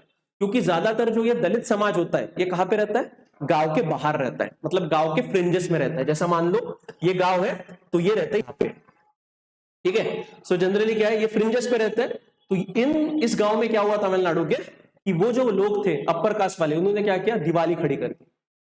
क्या कर दी? दीवार खड़ी कर दी, और दीवार से वो जो कम्युनिटी थी लोअर कास्ट वाली उसको अलग कर दी। फिर जब ये मामला कोर्ट तक पहुंचा, पुलिस तक पहुंचा, फिर पुलिस ने मीडिएशन किया, मध्यस्थी किया, और वो दीवार को तोड़ दी। बोला भाई ऐसा मत करो, अगर ऐसा करते हो तो ये गलत है करके, या फिर आप पर कार्रवाई हो सकती है करके। मतलब ये क्या है? डिस्क्रिमिनेशन है। किसके आधार पर डिस्क्रिमिनेशन है? जाति आधार पर डिस्क्रिमिनेशन है। अब मैंने क्या बोला, अभी हमने डेमोक्रेसी देखी, एक है पॉलिटिकल डेमोक्रेसी, दूसरी है socio economic democracy. Political democracy है पेपर पे, हाँ है, सब होता है, वोटिंग के लिए सबको इक्वलिटी वगैरह सब चीज है, डिस्क्रिमिनेशन नहीं होता है, सब होता है। बट क्या सही मायने में डेमोक्रेसी हमारे समाज में गई है? नहीं। Is it clear to everyone? Because आज भी अगर ऐसे केसेस हो रहे हैं तो ये दर्शाते हैं कि जो सोशियो इकोनॉमिक डेमोक्रेसी होनी चाहिए वो आज भी समाज में नहीं है। क्योंकि समाज में आज भी ज्यादा जाति आधारित भेदभाव होता है, समाज में आज भी धर्म आधारित भेदभाव होता है, समाज में आज भी रेस आधारित भेदभाव होता है। ये सारी चीजें are prevalent in our society. तो सही मायने में डेमोक्रेसी कब आएगी? पॉलिटिकल डेमोक्रेसी तो आ चुकी है, बट जब तक सोशियो इकोनॉमिक डेमोक्रेसी नहीं आती है तब तक हम लोग कह नहीं सकते कि भारत में सही मायने में क्या आ चुकी है? डेमोक्रेसी आ चुकी है। Is it clear to everyone? समझ में आ रहा है? So this is article 15। Article 15 के ऊपर एक पिक्चर भी है ना, बॉलीवुड का एक पिक्चर है जिसका नाम ही आर्टिकल 15 है। कभी देखना वो पिक्चर, उसमें वही that is based on a real incident which happened in Uttar Pradesh. So उसमें उसके बाद आर्टिकल 16, आर्टिकल 16 क्या बोलता है? इक्वालिटी ऑफ अपॉर्चुनिटी, कि सबको इक्वल अधिकार, इक्वल अपॉर्चुनिटी मिलने चाहिए। Equality of opportunity in matters of public employment. Public employment मतलब सरकारी जो पोस्ट है उस पे सबको समान अधिकार, समान अपॉर्चुनिटी मिलनी चाहिए। Exception to this can be made for providing special provisions for the backward classes. अब ये स्पेशल प्रोविजन क्या है? रिजर्वेशन। स्पेशल प्रोविजंस क्या है? रिजर्वेशन, है ना। ओबीसी को रिजर्वेशन रहता है, क्रीमीलेयर, नॉन क्रीमीलेयर, ठीक है। एससी एसटी को रिजर्वेशन है। ओपन कैटेगरीज को अभी सरकार ने रिजर्वेशन बनाया है जिसका नाम है ईडब्ल्यूएस, इकोनॉमिकली वीकर सेक्शन, ठीक है। सो ये इसको बोलते हैं, ये जो भी रिजर्वेशन हमको दिया जाता है, इस रिजर्वेशन ये ज्यादातर कहां पे होता है? सरकारी जॉब्स में होता है, और इसको बोला जाता है special provision for the backward classes. But अभी बैकवर्ड के साथ अपर क्लासेस के लिए भी 10% रिजर्वेशन सरकार ने किया ईडब्ल्यूएस में, इकोनॉमिकली वीकर सेक्शन। उसके बाद आर्टिकल 17 क्या बोलता है? एबॉलिशन ऑफ अनटचेबिलिटी, कि भाई जो छूत अछूत की परंपरा है उसको क्या किया गया है? एबॉलिश किया गया है अंडर कॉन्स्टिट्यूशन। और ये कौन से आर्टिकल में लिखा गया? Article 17। Is it clear to everyone? ठीक है। उसके बाद का जो नेक्स्ट आर्टिकल है that is article 18। It is about abolition of titles. Titles मतलब आप देखो, जब ब्रिटिश ईरा था तो ब्रिटिश ईरा में ना ये मिलती थी, क्या पदवी मिलती थी, जैसा सर पदवी होती थी, ठीक है, सर रिचर्ड वगैरह ऐसे जो पदवी होती तो सर जो लगता था दैट वाज द एक प्रकार से टाइटल्स बोलते हैं उसको। और ये आर्टिकल 18 के अंतर्गत ये जो भी अलग अलग पदवियां ब्रिटिश सरकार ने उस टाइम पे देना शुरू किया था, इसको क्या कर दिया, बैन कर दिया। Article 18 abolishes titles. The article abolishes the titles that were awarded by the British such as Rai Bahadur, Khan Bahadur etcetera. तो ये जो भी टाइटल्स ब्रिटिशर्स देते थे ये भी क्या था, एक प्रकार का डिस्क्रिमिनेशन क्रिएट करता था। तो इसीलिए टाइटल्स क्या कर दिए सरकार ने, इसको भी, इस पर भी बंदी लगा दी। बट जो अवार्ड्स हमारी भारत सरकार देती है जैसे पद्म विभूषण, भारत रत्न वगैरह, ये अवार्ड्स इस टाइटल के अंतर्गत नहीं आते। Awards like Padmashri, Padma Bhushan, Padma Vibhushan, Bharat Ratna and military honours like Ashok Chakra, Paramvir Chakra do not belong to this category. Is it clear to everyone? मतलब कौन से टाइटल, जो टाइटल समाज में भेदभाव, एक इनइक्वालिटी क्रिएट करते हैं, वो टाइटल्स को निकाला गया। और जो अवार्ड सरकार देती है for doing a special service for a country, वो इसको इंस्टीट्यूशनलाइज किया गया, मतलब उसको वैसे के वैसे रखा गया। Is it clear to everyone? So these were different law articles related to the right to equality. ठीक है, इक्वालिटी के रिलेटेड ये आर्टिकल्स है 14, 15, 16, 17, 18। Is it clear to everyone?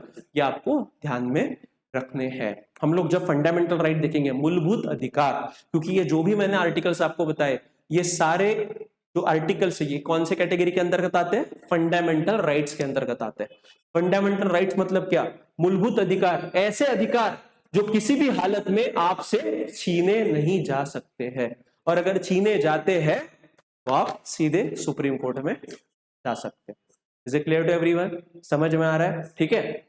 अब government implement equality in constitution through laws. अब सरकार कैसे equality लाती है, एक तो भाई कायदे बना के, कायदे कानून बना के, और थ्रू गवर्नमेंट प्रोग्राम्स और स्कीम्स। मतलब कॉन्स्टिट्यूशन में तो चीजें मेंशन है, बट इसके अलावा भी सरकार को कुछ लॉज इंप्लीमेंट करने पड़ते हैं जिसके माध्यम से क्या होता है, समाज में इक्वालिटी लाया जा सकता है। ठीक है, so there are number of laws. आपका होमवर्क है कि ऐसे कौन से लॉज है कि जिसके थ्रू समाज में इक्वालिटी लाने के लिए सरकार ने ऐसे कानून बनाए हैं। तो आपको ये कल के लेक्चर में मुझे बताना है। एंड सरकार के अलग अलग प्रोग्राम्स और स्कीम भी रहती है कि जिसके माध्यम से सरकार क्या करती है, इक्वालिटी लाने की कोशिश करती है। जैसे आपने पार्टी का नाम सुना होगा, किसका नाम सुना होगा, पार्टी नाम सुना है क्या, पार्टी, टार्टी, या महाराष्ट्र गवर्नमेंट के स्पेशलाइज्ड इंस्टीट्यूशंस है। ठीक है, कि इसके अंतर्गत क्या किया जाता है, जैसा पार्टी जो प्रोग्राम है, ठीक है, ये बाबा साहेब आंबेडकर के नाम से बनाया गया। इसमें स्पेसिफिकली जो एससी कैटेगरी के लोग रहते हैं, शेड्यूल कास्ट, दलित वगैरह जो रहते हैं, इनको क्या, एजुकेशन के लिए इनको एक प्रकार का सपोर्ट दिया जाता है। ठीक है, सेम टार्टी क्या है, टार्टी स्टैंड्स फॉर ट्राइबल, टार्टी stands for tribal people. So जो ट्राइबल बच्चे रहते हैं, जिनके पास पैसा नहीं रहता है, जिनको शिक्षण करना है, तो ऐसे कंडीशन में सरकार क्या करती है, इस टार्टी के थ्रू उनको फ्री स्कॉलरशिप, फ्री कोचिंग वगैरह प्रोवाइड करती है, ताकि वो भी बच्चों को एजुकेशन मिले और वो भी क्या बन जाए, कैपेबल बने एग्जाम देने के लायक। Is it clear to everyone? So these are different programs or schemes implemented by Government of India as well as different state governments.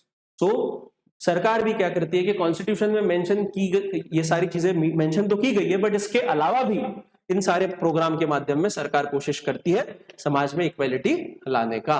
सो बेटा सिंपल भाषा में डेमोक्रेसी क्या होनी चाहिए, so in simple definition democracy is a form of government in which the rulers are elected by the people. तो simple भाषा में democracy क्या होनी चाहिए कि ऐसी व्यवस्था कि जिसमें जो हम पर रूल करने वाले लोग हैं उनको कौन चुन के दे रहा है, लोग चुन के दे, बस that is the democracy. But सही मायने में डेमोक्रेसी ऐसी है क्या, नहीं, बहुत सारी चीजें रहती है। So in simple definition democracy is a form of government in which the rulers are elected by the people. But अगर ये डेफिनेशन हम लोग अप्लाई करें दुनिया में सारे देशों को, तो ज्यादातर देश किस कैटेगरी, किस डेफिनेशन में आ जाएंगे, डेमोक्रेसी में आ जाते हैं। जैसे उदाहरण के तौर पे चाइना है, उदाहरण के तौर पे चाइना है। मैंने आपको पहले ही बताया कि चाइना खुद को क्या बोलता है, आप चाइनीज गवर्नमेंट के वेबसाइट पे जाओ, वहां पे लिखा है कि हर गवर्नमेंट इज डेमोक्रेटिक गवर्नमेंट। तो चाइना डेमोक्रेसी है क्या, नहीं है। बट हाँ, चाइना में भी इलेक्शन होते हैं, चाइना में भी इलेक्शन होते हैं। तो इलेक्शन के, अगर इलेक्शन ये सिंपल एक क्राइटेरिया अगर हम लोगों ने पकड़ा, तो इसका मतलब क्या हो जाएगा कि दुनिया में ज्यादातर देश क्या बन जाएंगे, डेमोक्रेसी बन जाएंगे। बट ऐसा नहीं है। ठीक है, so but if we use this definition in an unthinking manner, we would end up calling almost every government that holds an election a democracy. अगर हमने यही डेफिनेशन पकड़ी तो क्या हो जाएगा, हम दुनिया में ज्यादातर जो सरकार है वो सब सरकारें खुद को क्या बोलती है, डेमोक्रेसी कह देंगी, ठीक है। So we need to carefully distinguish between a government that is democracy and one that pretends to be, very important. There are different governments in the world which proclaim themselves as a democratic institution, but सही में है क्या? तो ऐसी क्या चीजें हैं कि जो डेमोक्रेसी को अलग बनाती है एज कंपेयर टू द जो खुद को डेमोक्रेसी कहते हैं? समझ में आया कि सही मायने में डेमोक्रेसी क्या होती है? तो इसके कुछ कैरेक्टरिस्टिक्स हम लोगों को देखना है, तो वन बाय वन देखते हैं कि सही मायने में डेमोक्रेसी किसको कहेंगे। देखो बेटा, ये इमेज ना आपके एनसीईआरटी में दी है, this image has been there in your NCERT. अभी एनसीईआरटी में जो इमेज है ये किसको पोर्ट्रे करती है? So this image was basically publish in a newspaper after Iraq invasion. कब हुआ था ये? इराक इन्वेजन हुआ था। इन्वेजन का मतलब क्या होता है? घुसखोरी, ठीक है। इन्वेजन का मतलब होता है घुसखोरी। तो आप सबको पता होगा, नहीं पता होगा तो मैं शॉर्ट में बता देता हूं कि 2001 में वर्ल्ड ट्रेड सेंटर गिराया गया था, ठीक है। अभी तक का दुनिया में सबसे बड़ा टेररिस्ट हमला किसी देश पे हुआ है तो उसका नाम है अमेरिका।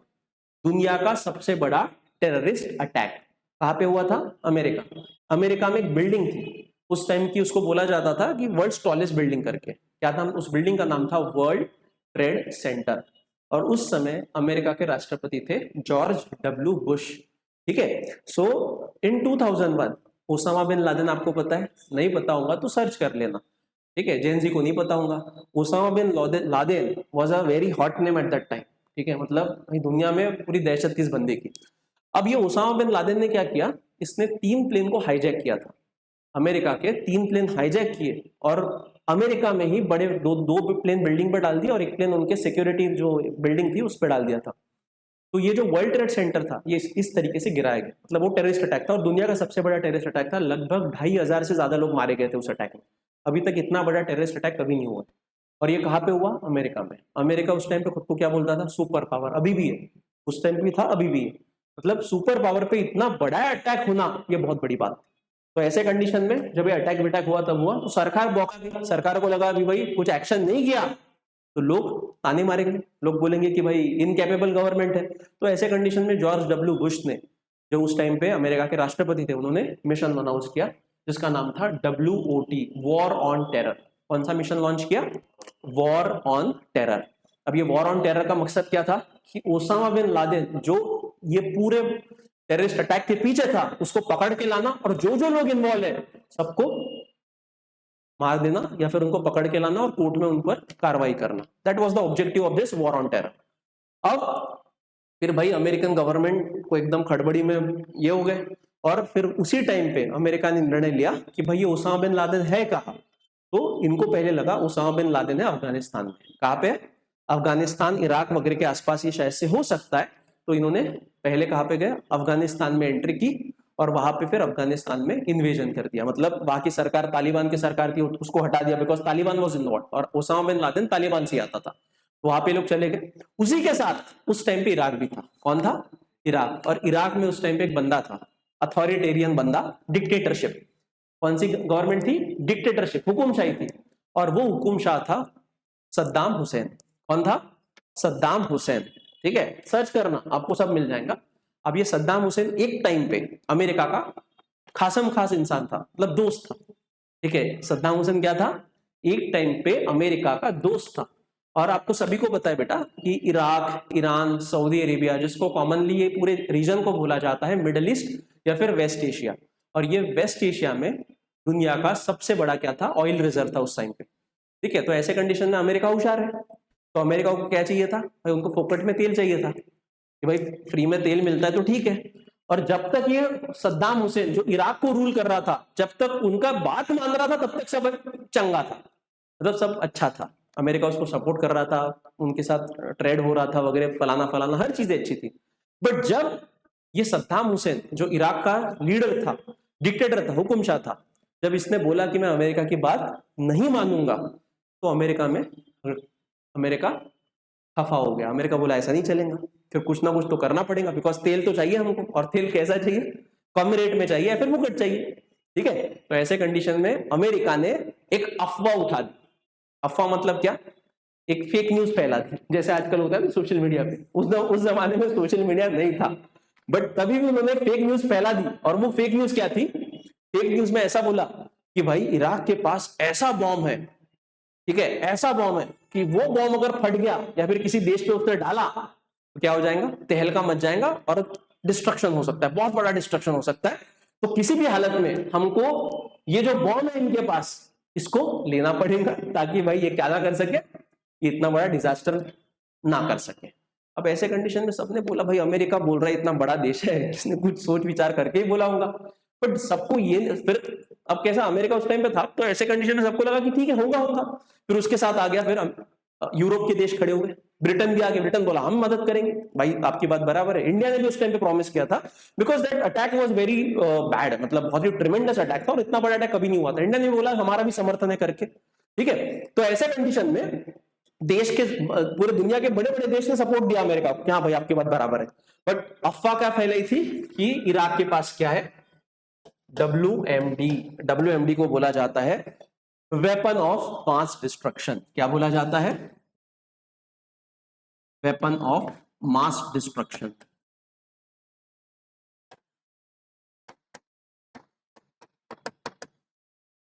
और इस प्रिटेक्स्ट पे, मतलब इस आर्गुमेंट पे क्या किया अमेरिका ने? इराक में इन्वेजन कर दिया, मतलब इराक में अपनी फौज डाल दी और बोला जहां पे भी भाई सद्दाम हुसैन है उसको पकड़ के लाओ, उसको पकड़ के लाओ और फिर बाद में बॉम्ब देखेंगे करके। बेटा सद्दाम हुसैन तो मिला नहीं, बट पूरा इराक बर्बाद हो गया। इराक बर्बाद होने के बाद जब दुनिया वाले सवाल खड़े करने लगे कि भाई आपने अटैक क्यों किया? क्योंकि आपने बोला था इसके पास है बॉम्ब। तो देखो बॉम्ब, तो अमेरिका बोला बॉम्ब आई नहीं। मतलब क्या था? That was one type of an hoax. ठीक है, एक प्रकार से fake argument, narrative, fake narrative generate किया था और उस नैरेटिव के पीछे इराक को पूरा बर्बाद किया। वो नेता को भी उसको हटा दिया, फिर बाद में कुछ सालों बाद एक जंगल में उसको पकड़ा गया और उसको फांसी दी गई। बट तब तक इराक का पूरा डिस्ट्रक्शन हो चुका था। और उसके बाद फिर अमेरिका ने क्या किया? अब हुकुम शाह तो चला गया, अब बताना पड़ेगा ना दुनिया को कि हम क्यों गए। तो अमेरिका ने अच्छा इमेज जनरेट करने के लिए बताया कि अभी हम लोग क्या करेंगे, इराक में डेमोक्रेसी लाएंगे। क्या लाएंगे? इराक में डेमोक्रेसी लाएंगे, मतलब लोकशाही लाया जाएगा। अभी तक राज था हुकुम शाह का, तो उसको हमने हटा दिया है। तो अभी ट्रू पावर किसके हाथ में रहेंगी? लोगों के हाथ में रहेंगी। और उस टाइम पे डेमोक्रेसी इंट्रोड्यूस की गई। अब देखो बेटा, ये इमेज आप देखो, ये इमेज में आपको क्या क्या दिख रहा है? ये देखो, ये जो ये है ना नीचे, these are soldiers. These are what? Soldiers. कौन से सोल्जर्स है? ये यूएस सोल्जर्स है। कौन से सोल्जर्स है? They are US soldiers. ठीक है, तो ये यूएस सोल्जर क्या कर रहे हैं? The US soldier are lifting the board of democracy.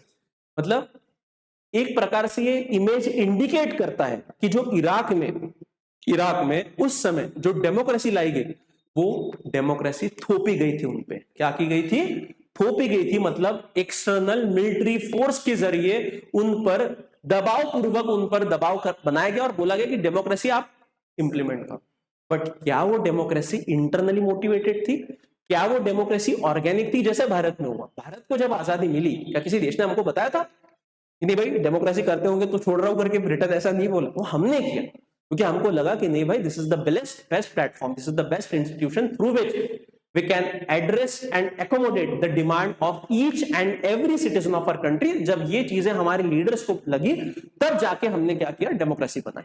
मतलब हम पर डेमोक्रेसी थोपी नहीं की थी, वो ऑर्गेनिक प्रक्रिया में आई थी। और हमको एक डेमोक्रेसी का एक बोल सकते हैं कि थोड़ा एक टेस्ट जो होता है, एक टेस्ट जो था, वो ब्रिटिशर्स ने ऑलरेडी दे दिया था हमको। डेमोक्रेसी का टेस्ट ब्रिटिशर्स ने ऑलरेडी दे दिया था। कब?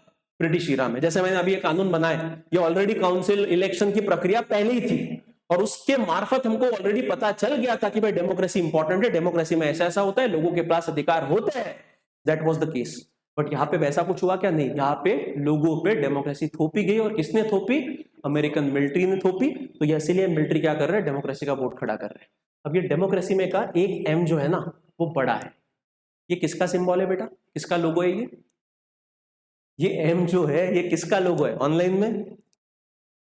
अरे बताओ, ये जो एम है ये किसका लोगो है? किसका है? American fast food chain McDonald's, तो इसका ये लोगो है। Is it clear to everyone? है कि नहीं है? हाँ, तो ये डेमोक्रेसी का मतलब, ये जो एम यहाँ पे बड़ा दिखाया गया है, बड़ा दर्शाया गया है, ये एक प्रकार से दर्शा रहा है किसको? अमेरिका की जो बड़ी फास्ट फूड चेन है मैकडी, उसको दर्शा रहा है। मतलब एक प्रकार से ये जो डेमोक्रेसी है, ये किसने थोपी है? अमेरिका ने थोपी है। किसके थ्रू थोपी है? उसके मिलिट्री के थ्रू बनाई गई है। और ये क्या है? ये वहां के लोगों ने डिमांड नहीं किया था, बट अमेरिका ने खुद को अच्छा साबित करने के लिए वहां पे लाई है। Is it clear to everyone? मतलब क्या कि डेमोक्रेसी की सबसे इंपॉर्टेंट चीज क्या होती है कि डेमोक्रेसी अगर किसी जगह पे आपको लाना है तो वो चीज इंटरनली होनी चाहिए, वो एक्सटर्नली नहीं होना चाहिए। इसी का एक उदाहरण मैं आपको देना चाहता हूं। ये तो इराक में हुआ था, ये इराक के बाद, इराक में हुआ था, इराक के बाद ये सेम सिनेरियो बेटा हुआ था अरब रीजन में। कौन से रीजन में? अरब रीजन, या फिर अरब कंट्रीज। जो वेस्ट एशिया है ना, वो वेस्ट एशिया को दूसरा नाम क्या है? अरब रीजन। आपका होमवर्क है घर पे जाना और अरब रीजन सर्च करना, आपको कौन से देश अरब देश कहलाते हैं वो दिख जाएगा। तो ये अरब रीजन में 2010 में एक रिवॉल्यूशन आया था, ठीक है? एक रिवॉल्यूशन आया था, एक क्रांति आई थी, और उस रिवॉल्यूशन के अंतर्गत अरब रीजन के ज्यादातर देश क्या बन गए थे? लोकशाही बन गए थे। डेमोक्रेसी उन पर लाई गई। मतलब वो भी एक प्रकार का थोपी हुई डेमोक्रेसी था। मतलब क्या? एक्सटर्नली इंपोज की गई डेमोक्रेसी थी, इंटरनल वाला कुछ भी नहीं था। तो ये 2010 में अरब रीजन में जो डेमोक्रेसी की लहर आई, उसको बोला जाता है अरब स्प्रिंग। उसको बोला जाता है अरब स्प्रिंग। और ये अरब स्प्रिंग की जो लहर है, इसकी शुरुआत हुई थी ट्यूनीशिया से। कहां से हुई थी? एक छोटा सा देश है जिसका नाम है ट्यूनीशिया, ठीक है? कब हुई थी शुरुआत? 2010 में। अरब स्प्रिंग मतलब क्या कि जो अरब राष्ट्र थे, पहला ट्यूनीशिया था, उसके बाद दूसरा था इजिप्ट, तीसरा था बहरीन, चौथा था लीबिया, और पांचवा था सीरिया। इसके बाद और राष्ट्र क्या शुरुआत कहां से हुई? पहली ट्यूनीशिया से। मतलब अरब स्प्रिंग मतलब क्या कि ट्यूनीशिया में पहली बार डेमोक्रेसी के लिए लोगों ने आंदोलन किया। बट एक प्रकार से ऐसा बोला जाता है कि जो आंदोलन हुआ था वो भी क्या था? बाहर से उसको आग लगाई गई थी। फिर उसके बाद इजिप्ट में डेमोक्रेसी लाई गई, उसके बाद बहरीन में, उसके बाद लीबिया, उसके बाद सीरिया। तो ये पूरे जो एक प्रकार की लहर जो आई थी अरब रीजन में, जहां पे पहले हुकुमशाही थी, फिर वहां पे क्या आ गया था? लोकशाही आ गई थी। इस पूरी रिवॉल्यूशन को बोला जाता है अरब स्प्रिंग। शुरुआत कहां से हुई? 2010। पहला देश कौन सा था? ट्यूनीशिया। ये ट्यूनीशिया में बेसिकली एक इंसिडेंट हुआ था। एक सब्जी वेंडर था, सब्जी बेचने वाला बंदा था, 23 साल का लड़का था। उसने क्या किया था ना, उसने खुद को सेल्फ इमोल्यूशन किया था। इमोल्यूशन मतलब जला दिया था खुद को। तो उसने पेट्रोल डाला और जला दिया। जला इसलिए दिया था क्योंकि उस टाइम पे ट्यूनीशिया में करप्शन बहुत बढ़ गया था। करप्शन, गरीबी बहुत ज्यादा थी, लोगों को जॉब नहीं मिल रहा था, और ऐसे कंडीशन में जो युवा था उस देश का, वो हताश हो गया था। और ऐसे कंडीशन में उस युवा ने, उस पर पुलिस एट्रोसिटीज हो रही थी, तो उसने खुद को जला दिया था। और जैसे ये बात पता चली लोगों को, तो सारे लोग जमा हो गए एक जगह पे और प्रोटेस्ट शुरू हुआ। और with in the span of 10 days सरकार गिर गई थी। जो हुकुमशाह था वो भाग गया था, ठीक है? और फिर उस जगह पे क्या बनाई गई? लोकशाही लाई गई। बट ऐसा बोला जाता है, बाद में कुछ सालों के बाद पता चला कि ये रीजन में जो डेमोक्रेसी है वो नहीं चल रही है, काम नहीं कर रही है। फिर उस टाइम पे फिर रिसर्च हुआ कि भाई ये डेमोक्रेसी इन्होंने अंदर से नहीं लाई थी, ये इन पर थोपी गई थी। और थोपने के पीछे भी कौन था? America. Is it clear to everyone? दुनिया में आपको जहां जहां प्रॉब्लम दिख रहे हैं बेटा, प्रॉब्लम की जड़ कौन है? America. Israel Iran America, Israel Gaza Palestine America, ठीक है? रशिया यूक्रेन अमेरिका, हर जगह पे। इंडिया पाकिस्तान अमेरिका, ठीक है? इशू वही है। समझ में आ रहा है? तो कोई भी जगह पे जाओ, अमेरिका किसी का सगा नहीं हुआ है, ना कभी होगा। आप कितना भी दोस्ती कर लो, कुछ भी कर लो, सेम जैसा अमेरिका है वैसा चाइना है। चाइना भी अभी अच्छा लग रहा है, बहुत हम लोग तारीफ कर रहे हैं, नहीं भाई अच्छा है, सपोर्ट कर रहे हैं। अबे नहीं, वो तो पाकिस्तान से भी डेंजर है। Is it clear to everyone? समझा इतना? So let's look towards some of the characteristics which makes any nation truly democratic. कि भाई सही मायने में डेमोक्रेसी क्या है? तो डेमोक्रेसी मतलब सिर्फ इलेक्शन नहीं होता है। तो कैसा election? In a democracy the final decision making power must rest with those elected by the people. Very important. कि इलेक्शन तो हो रहा है, इलेक्शन से हम हमारे रिप्रेजेंटेटिव तो चुन के दे रहे हैं, बट उनके पास सही मायने में पावर है क्या, ये मैटर करेंगे। ठीक है, अगर उनके पास सही मायने में पावर है तो ही हम लोग कह सकते हैं कि हमारी डेमोक्रेसी सही है। ठीक है, अब इसका अगर मैं बेस्ट उदाहरण दूं तो पाकिस्तान। पाकिस्तान में क्या है बेटा, पाकिस्तान भी बोलता है कि we are a democratic nation, वहां पे भी इलेक्शंस होते हैं। देखो अभी मैंने क्या बताया इसके पहले की स्लाइड पे, अगर इलेक्शन ये सिर्फ एक क्राइटेरिया रहता किसी देश को डेमोक्रेटिक कहने का, तो फिर मतलब क्या दुनिया के ज्यादातर देश खुद को डेमोक्रेटिक ही कहते हैं, उसमें पाकिस्तान भी। पाकिस्तान में क्या होता है, इलेक्शंस होते हैं, इलेक्शन से जैसे हमारे देश में होता है कि हम लोग हमारे नेता को चुन के देते हैं, वही वैसा ही प्रोसेस वहीं पे ही, मतलब वहां पे भी कौन सी डेमोक्रेसी है, रिप्रेजेंटेटिव फॉर्म ऑफ डेमोक्रेसी।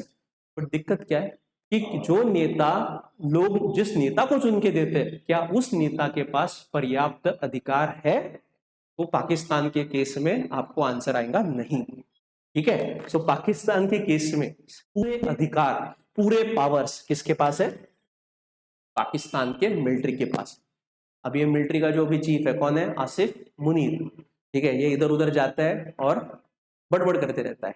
ठीक है, सो ये पाकिस्तान का केस स्टडी है। मतलब क्या, पाकिस्तान खुद को क्या बोलता है, डेमोक्रेटिक बोलता है, बट सही मायने में डेमोक्रेटिक है क्या, नहीं। क्यों, तो in a democracy the final decision making power must rest with those elected by the people. Take an example of an India का एग्जांपल, ऑपरेशन सिंदूर हुआ बेटा। ऑपरेशन सिंदूर के वक्त पूरे डायरेक्शंस और पूरे इंस्ट्रक्शंस कौन दे रहा था, भारत की सरकार दे रही थी। भारत की सरकार किसको दे रही थी, मिलिट्री को दे रही थी। ठीक है, सो मतलब क्या कि डेमोक्रेटिक कंट्रीज में सबसे ऊपर कौन रहता है, गवर्नमेंट रहता है, और गवर्नमेंट के नीचे कौन रहता है, बाकी के लोग रहते हैं। Is it clear to everyone? ठीक है, गवर्नमेंट के नीचे डिफेंस रहता है। Is it clear to everyone? Pakistan के पास क्या है, नहीं, पाकिस्तान के मिलिट्री के पास देश है। पाकिस्तान के मिलिट्री के पास देश है, और इसके नीचे कौन काम करती है, मतलब जैसा मिलिट्री बोलेगा वैसा पोपट बोलेगा। और अगर ये गवर्नमेंट में से किसी भी इंसान ने मिलिट्री को अपोज किया, उसको निकाला जाता है। उदाहरण के केस में पाकिस्तान के former prime minister Imran Khan jail में है बेटा, सड़ रहा है बेचारा। ठीक है, गलती क्या है, उसने मिलिट्री को सीधा चैलेंज दिया कि भाई आप करप्ट हो करके और आपको निकालना है करके, मिलिट्री ने उसको जेल में डाल दिया, सड़ रहा है।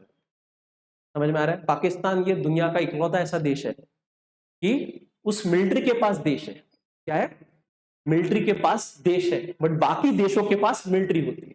जैसे भारत है, भारत के पास मिलिट्री है, देश के पास मिलिट्री, बट पाकिस्तान मिलिट्री के पास देश है। तो unique example.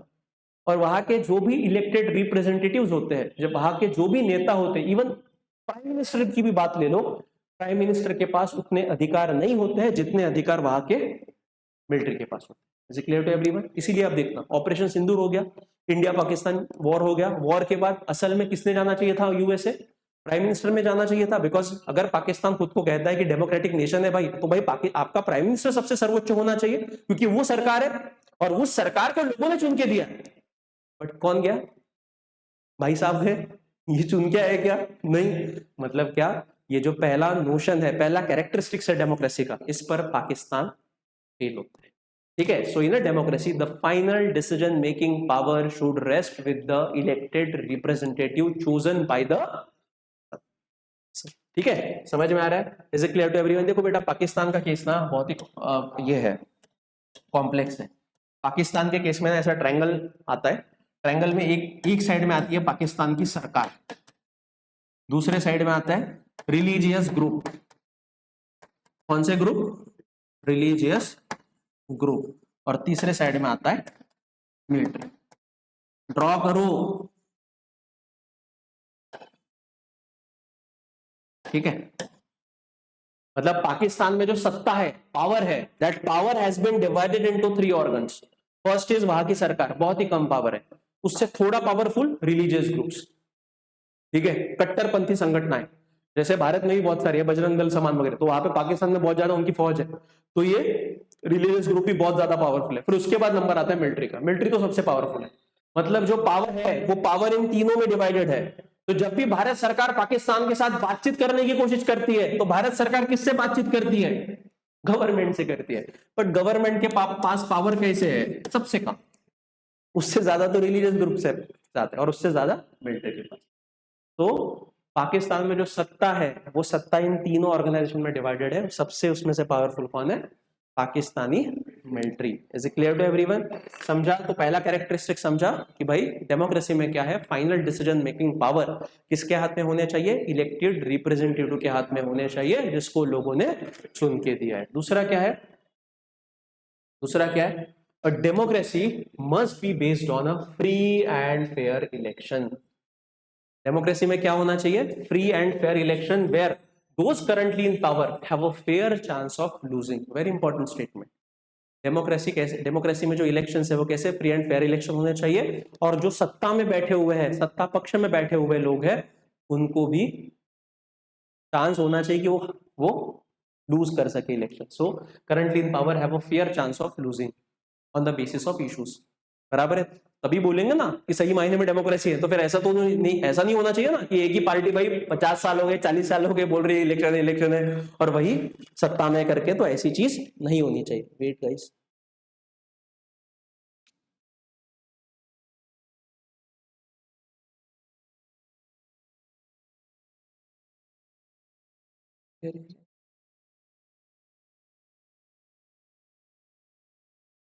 Guys wait wait wait.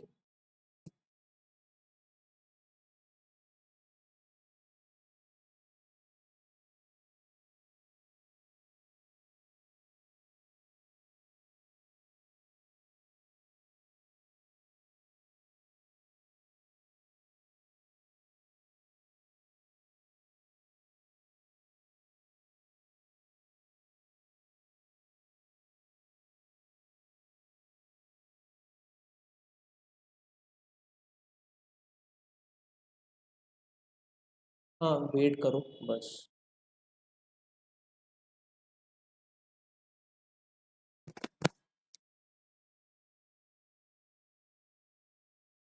तो देयर माइट बी सम, ये क्या हो सकता है, इंटरनेट कनेक्टिविटी में थोड़ा प्रॉब्लम हो सकता है, बट आप रिकॉर्डिंग में देख लेना, ठीक है? ये मोबाइल हॉटस्पॉट से हमने कवर किया। वेट फॉर माइक, ठीक है? तो कहाँ पे थे? यहाँ पे थे हम लोग। क्या बोल रहे हैं? फ्यूचर ऑफ मतलब डेमोक्रेटिक कैरेक्टरिस्टिक्स क्या होती है? तो पहले हमने देखा कि क्या, कि पहली तो बात, इलेक्शन में होना चाहिए, बट इलेक्शन के थ्रू जो भी नेता चुन के जाने चाहिए उनके पास सही पावर होने चाहिए, उनके पास पूरे अधिकार होने चाहिए, तो ही सही मायने में उसको क्या कहेंगे? डेमोक्रेसी कहेंगे। दूसरा कैरेक्टरिस्टिक्स क्या है डेमोक्रेसी का? Democracy must be based on a free and fair election. कि जो भी इलेक्शन प्रक्रिया वो हर देश में कैसी होनी चाहिए? फ्री एंड फेयर होनी चाहिए। मतलब किसी भी प्रकार का भेदभाव नहीं होना चाहिए, सबको लेवल प्लेइंग फील्ड मिलनी चाहिए।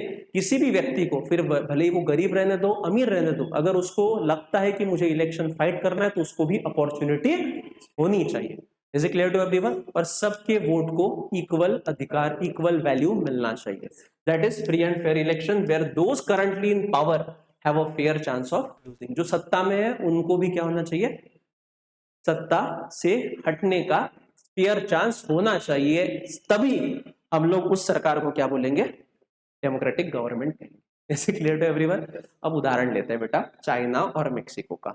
चाइना भी खुद को क्या बोलता है? डेमोक्रेसी कहता है। बट चाइना में पिछले 50 साल से, पिछले 50 क्या 70 साल से एक ही पार्टी का रूल है, इसका नाम है communist party of China, CPC. ठीक है? कितने सालों से? 75 से ज्यादा हो गए। एक ही पार्टी का शासन है, उन्हें कम्युनिस्ट पार्टी ऑफ चाइना। क्या चाइना में फिर हम लोग कह सकते हैं क्या कि सही मायने में डेमोक्रेसी है? क्योंकि यहाँ पे डेफिनेशन में क्या लिखा है देखो, दूसरा कैरेक्टरिस्टिक्स क्या है कि डेमोक्रेटिक सोसाइटी में जो इलेक्शन है वो फ्री एंड फेयर होने चाहिए। दूसरा, the government where those currently in power have a fair chance of losing. भाई यहाँ पे तो दिख रहा है एक ही पार्टी 75 साल से पावर में है, तो यहाँ पे इसको फेयर चांस ऑफ लूजिंग क्या? नहीं है। मतलब क्या कि चाइना में नाम की डेमोक्रेसी है, सही मायने में डेमोक्रेसी नहीं है। Is it clear to everyone? वहां पे क्या होता है? एक ही पार्टी से कैंडिडेट खड़ा होता है और उसी के लोग उसको ही वोट करते हैं। अगर उसके जगह पे दूसरे को वोट किया उनको मारा जाता है। समझ में आ रहा है? दूसरे पार्टी का कोई भी खड़ा नहीं होता है। तो मतलब क्या? पार्टी के अंदर इलेक्शन होते हैं। बेटा पार्टी के अंदर इलेक्शन होंगे तो वही बंदा चुन के आएगा ना, जो नेता चाहता है जिसको खड़ा होना है वही बंदा आएगा, और इलेक्शन नहीं होगा। और ये फ्री एंड फेयर इलेक्शन है क्या? नहीं है, ये दबाव में इलेक्शन होते हैं। Is it clear to everyone? So China, same case Mexico का है।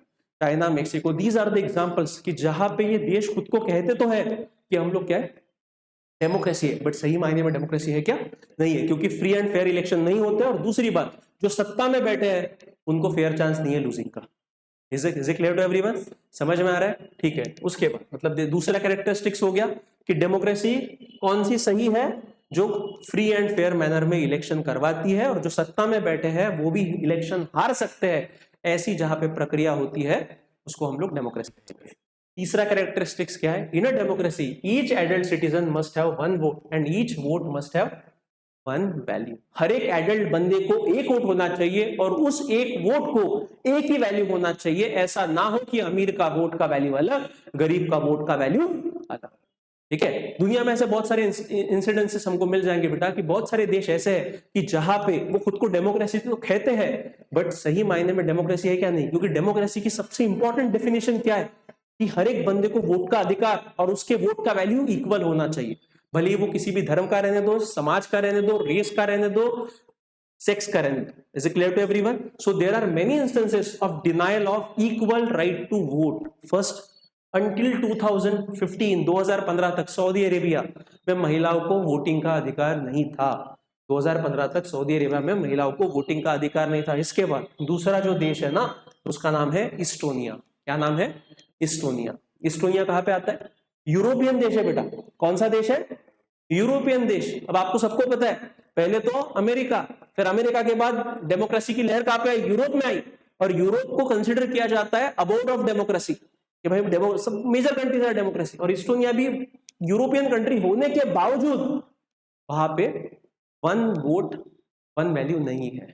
ठीक है। Estonia has made it's citizenship rules in such a way that people belonging to Russian minority find it difficult to get the right to vote। मतलब यहाँ पे जो Russian minority के लोग रहते हैं कौन से देश में? इस्टोनिया में। उन लोगों को वोटिंग का अधिकार नहीं है। तो क्या फिर हम लोग इस्टोनिया को सही मायने में डेमोक्रेसी कह सकते हैं? नहीं, क्योंकि डेमोक्रेसी क्या बोलता है? In a democracy each adult citizen must have one vote and each vote must have a one value. Is it clear to everyone? तीसरा, इन फिजी। फिजी एक देश है। कहां पे आता है फिजी? पैसिफिक ओशन में आता है। कहां पे आता है? पैसिफिक ओशन में। पैसिफिक ओशन में छोटे छोटे देश है बेटा। आपको मैप कभी आप देखो, घर पे जाना, मैप खोलना, और मैप खोलने के बाद आपको पैसिफिक ओशन में ना डॉट डॉट डॉट डॉट ऐसे देश दिखेंगे और वहां पे नाम लिखे सबके। ये जो देश है ना, जो पैसिफिक ओशन में पाए जाते हैं, इनको पैसिफिक ओशन आइलैंड नेशन भी कहा जाता है, क्योंकि पैसिफिक ओशन में आइलैंड रहते हैं, छोटे छोटे आइलैंड, और उनपे इनका देश है। एक देश कौन सा है? फिजी। ये फिजी में तो the electoral system is such that the vote of an indigenous Fiji has more value than that of an Indian Fijian। मतलब भारत से कुछ लोग वहां पे काम करने के लिए बहुत सालों पहले सेटल हुए हैं। वहां के लोगों को, जो भारतीय मूल के हैं, उनको वोटिंग का अधिकार नहीं है। अधिकार किसको है? जो फिजी के इंडिजिनस लोग हैं, मतलब जो सालों से वहीं पे रह रहे हैं, मूल निवासी है वहां के, उनको ही अधिकार है वोटिंग का। जो बाहर से आए हुए लोग हैं उनको अधिकार नहीं है। तो क्या हम लोग इन देशों को, भले ही डेमोक्रेसी इन देशों में, क्या इन देशों को हम लोग सही मायने में डेमोक्रेटिक कह सकते हैं क्या? नहीं। अब इसमें का सऊदी अरेबिया तो ऐसा है वो भी क्या है? किंगडम है, वहां पे राजेशाही। ठीक है। तो वहां पे भी डेमोक्रेसी नहीं है। हाँ, बट ये वोटिंग का जो है, but Saudi Arabia is not a democratic country in a true manner. क्यों? फ्री एंड फेयर इलेक्शंस नहीं होते हैं। ठीक है। वहां पे भी क्या है? राजा जो है ऊपर ही बैठता है। ठीक है। किंग सलमान, उसका भी लड़का है, उसका बाबा बैठता है, तो वो पावर में ही है। मतलब क्या है? वहां पे भी क्या है? कौन सी? मोनार्की है। सऊदी अरेबिया में क्या है? मोनार्की है। मैंने आपको अर्लियर पहले, इसके पहले के लेक्चर में बताया मोनार्की क्या होता है। Is it clear to everyone? मतलब राजेशाही बोल सकते हैं। Is it clear to everyone? समझा? So these are some of the example कि इन देशों में क्या है? Each adult citizen must have one vote, और हर एक वोट का एक वैल्यू होना चाहिए। तो इन देशों में वो चीज नहीं होती। Is it clear to everyone? So this is the third characteristics of a democratic nation. देखो बेटा, ये इस्टोनिया कहां पे आता है? यहाँ पे। सो दिस इज यूरोप। ठीक है। यूरोप में यहाँ पे देखो छोटा सा देश है। ये जो देश है ना, this country is known as Estonia. ठीक है। ये इस्टोनिया बाल्टिक सी के नजदीक आता है, और इधर देखो तो ये रशिया है पूरा। Is it clear to everyone? समझ में आ रहा है? अब देखो, मैप रीडिंग इज मस्ट। मैंने इसके भी पहले बताया आपको। एक चीज ध्यान में रखना, आपको एटलस खरीदना है, नहीं खरीदा है अभी भी खरीद लो, समय गया नहीं है। और एटलस पे आपको दिन का 10 मिनट देना ही देना है डेली। ठीक है, और एक एक रीजन देखना, जो भी न्यूज, जो भी रीजन चर्चा में है उस न्यूज को, अगर कोई देश चर्चा में है तो फटाक से मैप खोलना, कहाँ पे आता है वो देश, कौन सी नदी बहती है, अगल बगल के देश कौन से है, पता ही होना चाहिए। Because last UPSC prelims examination में सवाल यूक्रेन के ऊपर पूछा था कि यूक्रेन को कौन सी कंट्री बॉर्डर करती है करके। देखो यूपीएससी और एमपीएससी दोनों परीक्षाएं ऐसी है कि ज्यादातर जो करंट में चल रहा है उसके ही आधार पर सवाल पूछती है।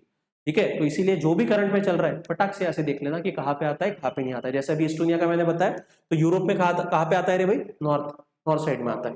ठीक है, तो बाल्टिक सी के पास है, दैट इज इस्टोनिया। और ये इस्टोनिया में क्या इशू है, डेमोक्रेसी से रिलेटेड प्रॉब्लम है, क्योंकि रशियन इथनिक माइनॉरिटी के जो लोग हैं उनको वोटिंग का अधिकार नहीं दिया गया। भले वो यूरोपियन कहलाते हैं खुद को, बट ये अधिकार उनको नहीं दिया गया। मतलब सही मायने में इस्टोनिया में डेमोक्रेसी है क्या, भले ही वो खुद को डेमोक्रेटिक कंट्री कहते होंगे, बट डेमोक्रेसी नहीं है। अगर नीचे आते तो यहाँ पे देखो, ये मेडिटेरियन सी, ये ट्यूनीशिया के बारे में मैंने अभी बताया, हाँ दिस इज ट्यूनीशिया। ठीक है, Tunisia, Syria, Lebanon, Iraq, Iran, Saudi Arabia इधर आता है। ठीक है, सो ये जो मैप है ना, मैप की अच्छे से पढ़ाई करना, बिकॉज कम से कम हर पेपर में, प्रीलिम्स के पेपर में 4 से 5 सवाल आपको मैप बेस्ड आते ही आते हैं। Is it clear to everyone, समझा? अब जैसा रशिया यूक्रेन है, तो यूक्रेन कहाँ पे, इधर, ये देखो ये यूक्रेन है बेटा, ये यूक्रेन है। ठीक है, और यूक्रेन को लग के कौन है, Russia. Is it clear to everyone? So थोड़ा मैप का ना प्रॉपर एनालिसिस करना, कौन सी चीज कहाँ पे आती है पता होना चाहिए। उसके बाद नेक्स्ट इज फीजी। ठीक है, अब फीजी कहाँ पे आता है, ये है ऑस्ट्रेलिया, ये है ऑस्ट्रेलिया, और ऑस्ट्रेलिया के वेस्ट साइड में, सॉरी ऑस्ट्रेलिया के ईस्ट साइड में, ऑस्ट्रेलिया की ईस्ट साइड में ये पूरा पैसिफिक ओशन है बड़ा सा। और ये पैसिफिक ओशन में ना, ये देखो यहाँ पे डॉट डॉट डॉट डॉट है, ये अलग अलग छोटे छोटे देश है। इसमें का जो फीजी है, दिस इज फीजी, तो इनको आइलैंड नेशन कहा जाता है, क्योंकि इनका पूरा देश जो है ना वो आइलैंड पे है। ठीक है, आइलैंड मतलब क्या, बीच में जमीन और बाजू में पानी। ठीक है, हाँ वाटर से सराउंडेड है सब, तो ये है फीजी, और capital Suva. Is it clear to everyone? तो कहाँ पे आता है, क्या आता है, सारी चीजें पता होनी चाहिए। हमारे प्रधानमंत्री कोई देश में विजिट करते हैं तो वो देश कहाँ पे है, उस देश की कैपिटल कौन सी है, कौन सी नदी बहती है, ये भी पता होना चाहिए। बिकॉज इसके पहले सवाल डायरेक्टली पूछे गए हैं। ठीक है, उसके बाद जो चौथा फीचर है डेमोक्रेसी का, वो क्या है, देखो, a democratic government rules within limits set by constitutional law and citizen rights. Very important provision, very important provision कि जो भी सरकार खुद को डेमोक्रेटिक सरकार कहलाती है, उसने किसके दायरे में काम करना चाहिए, कॉन्स्टिट्यूशन के दायरे में काम करना चाहिए, और लोगों को अधिकार देने चाहिए। तभी जाके उस गवर्नमेंट को हम लोग क्या कहेंगे, democratic government. Is it clear to everyone? जैसे भारत सरकार की जब भी बात करते हैं, तो भारत सरकार जो भी रूल्स बनाती है, ठीक है, जो भी कानून बनाती है, वो कानून किसके दायरे में बनाती है, कॉन्स्टिट्यूशन के दायरे में बनाती है, और कानून कॉन्स्टिट्यूशन के दायरे में लोगों को अधिकार देती है। अगर नहीं देती है तो उसको भी खुद को डेमोक्रेटिक गवर्नमेंट कहने का अधिकार नहीं है। उदाहरण जिम्बाब्वे। जिम्बाब्वे बेटा ऐसा देश है, पिछले कम से कम 25-30 साल से एक ही पार्टी की सरकार है, एक ही पार्टी की सरकार है, और वो पार्टी ने क्या किया है ना, पूरे संविधान को चेंज कर दिया। मतलब कॉन्स्टिट्यूशनल अमेंडमेंट कर करके ऐसी ऐसी चीजें डाल दी है कि जिसके तहत वो सरकार को हटा ही नहीं जा सकता। मतलब एक ही पार्टी की सरकार वहां पे आती रही है। इसके अलावा लोगों को किसी भी प्रकार के अधिकार नहीं है। पूरे देश में करप्शन है, गरीबी फैली हुई है, जॉबलेसनेस है, मतलब जॉब नहीं मिल रहे लोगों को, और ये सारे प्रॉब्लम कहाँ पे, जिम्बाब्वे। अगेन कारण क्या है, क्योंकि वहां की सरकार ने किसके साथ छेड़खानी की है, कॉन्स्टिट्यूशन के जो बेसिक फंडामेंटल्स है, बेसिक प्रिंसिपल्स है, उसको इन्होंने तोड़ मोड़ के रख दिया है।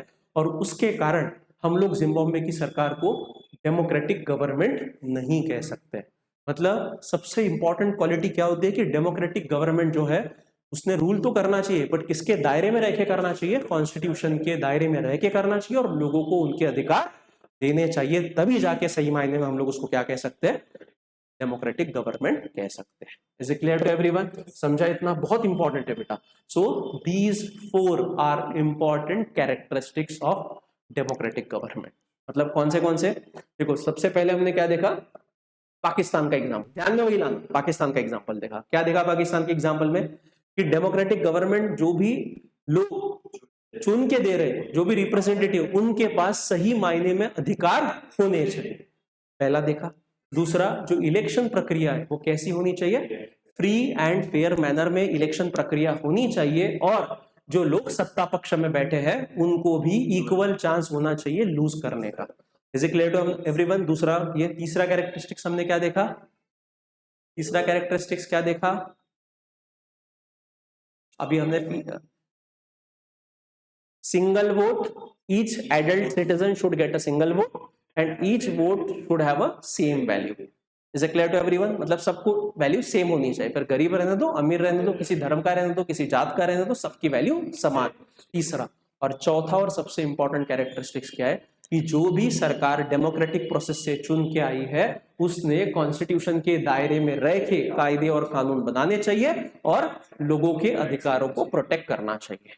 तभी जाके हम लोग क्या कहेंगे कि वो सरकार सही मायने में क्या है, डेमोक्रेटिक गवर्नमेंट है और उस देश में सही मायने में डेमोक्रेसी एग्जिस्ट करती है। Is it clear to everyone? समझा? ऑनलाइन में यहां तक समझा बेटा? पूरा थरोली हमने डेमोक्रेसी क्या है क्या नहीं है पूरा देख लिया, समझ में आ रहा है? ठीक है।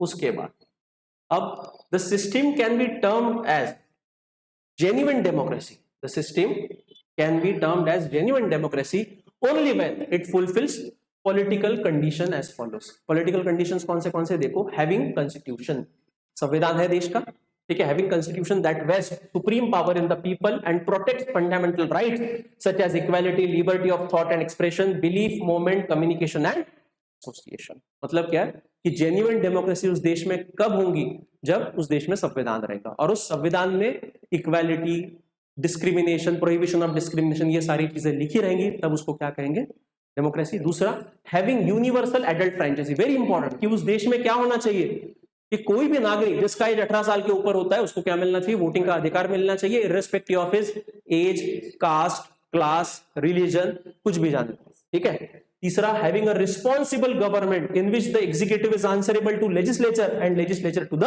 People, very important. कैसी सरकार होनी चाहिए उस देश में, रिस्पॉन्सिबल गवर्नमेंट। रिस्पॉन्सिबल गवर्नमेंट का मतलब होता है कि अगर सरकार कुछ भी एक्शन करती है, कुछ भी कार्रवाई करती है, तो वो जवाबदेह है। किसको जवाबदेह है? उस नागरिक को, उस देश के नागरिक को। That is known as responsible government. देखो बेटा, अभी उदाहरण मैं आपको देता हूं। जैसा भारत सरकार ने अभी क्या किया, ऑपरेशन सिंदूर किया, ठीक है। अब ऑपरेशन सिंदूर तो हो गया, सही बात थी कि भाई देश के लिए सारे हम लोग साथ में आए, अपोजिशन भी साथ में आया रूलिंग पार्टी के साथ और सपोर्ट किया कि नहीं भाई होना चाहिए, एक्शन लो, ये वगैरह वगैरह, फलाना फलाना सारी चीज हुई। बट जब ऑपरेशन खत्म हुआ उसके बाद जब सवाल खड़े होने लगे कि भाई क्या हुआ, कितना नुकसान हुआ, कितना हमको फायदा मिला, क्या हमारा जो मोटिव था वो हमने हासिल किया कि नहीं किया, ऐसे सवाल जब खड़े होते हैं, ये सवाल करना जायज है, ये सवाल करना आवश्यक है। और सवाल नहीं भी किए तो भी सरकार की जिम्मेदारी बनती है कि हमने क्या हासिल किया, हमारा कितना नुकसान हुआ, अपोजिशन पार्टी का कितना नुकसान हुआ, ये सरकार ने बताना चाहिए। किसको? देश की जनता को। तब उसको बोलते हैं responsible government. Declare to everyone कि हम लोगों ने जो कार्रवाई की उसका ये फायदा हुआ, इतने हमारे जेट्स गिरे, इतने पाकिस्तान के गिरे, इतना हमारा नुकसान हुआ, उतना हमारा नुकसान हुआ, ये हमारा ऑब्जेक्टिव था, हमने अचीव किया। ये सारी चीजें सरकार ने किसको बताना आवश्यक है? लोगों को बताना आवश्यक है। अगर सरकार बोल रही है कि आप अगर सवाल उठाते हो तो आप क्या कर रहे हो, एंटी नेशनल, ये गलत है।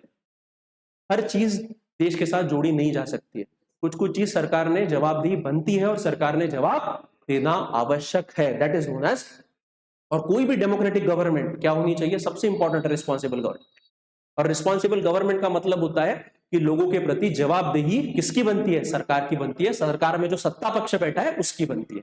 Is it clear to everyone? कोई भी पार्टी रहने दो, फिर irrespective of any political party, this should be the norm, ठीक है। सो पॉलिटिकल कंडीशंस फॉलो होने चाहिए। पॉलिटिकल कंडीशंस क्या है? पहला तो कॉन्स्टिट्यूशन होना चाहिए, सबको वोटिंग का अधिकार होना चाहिए। तीसरा, जो भी सरकार है वो कैसी होनी चाहिए, रिस्पॉन्सिबल गवर्नमेंट। और दूसरा एस्पेक्ट क्या है जेन्युइन डेमोक्रेसी का?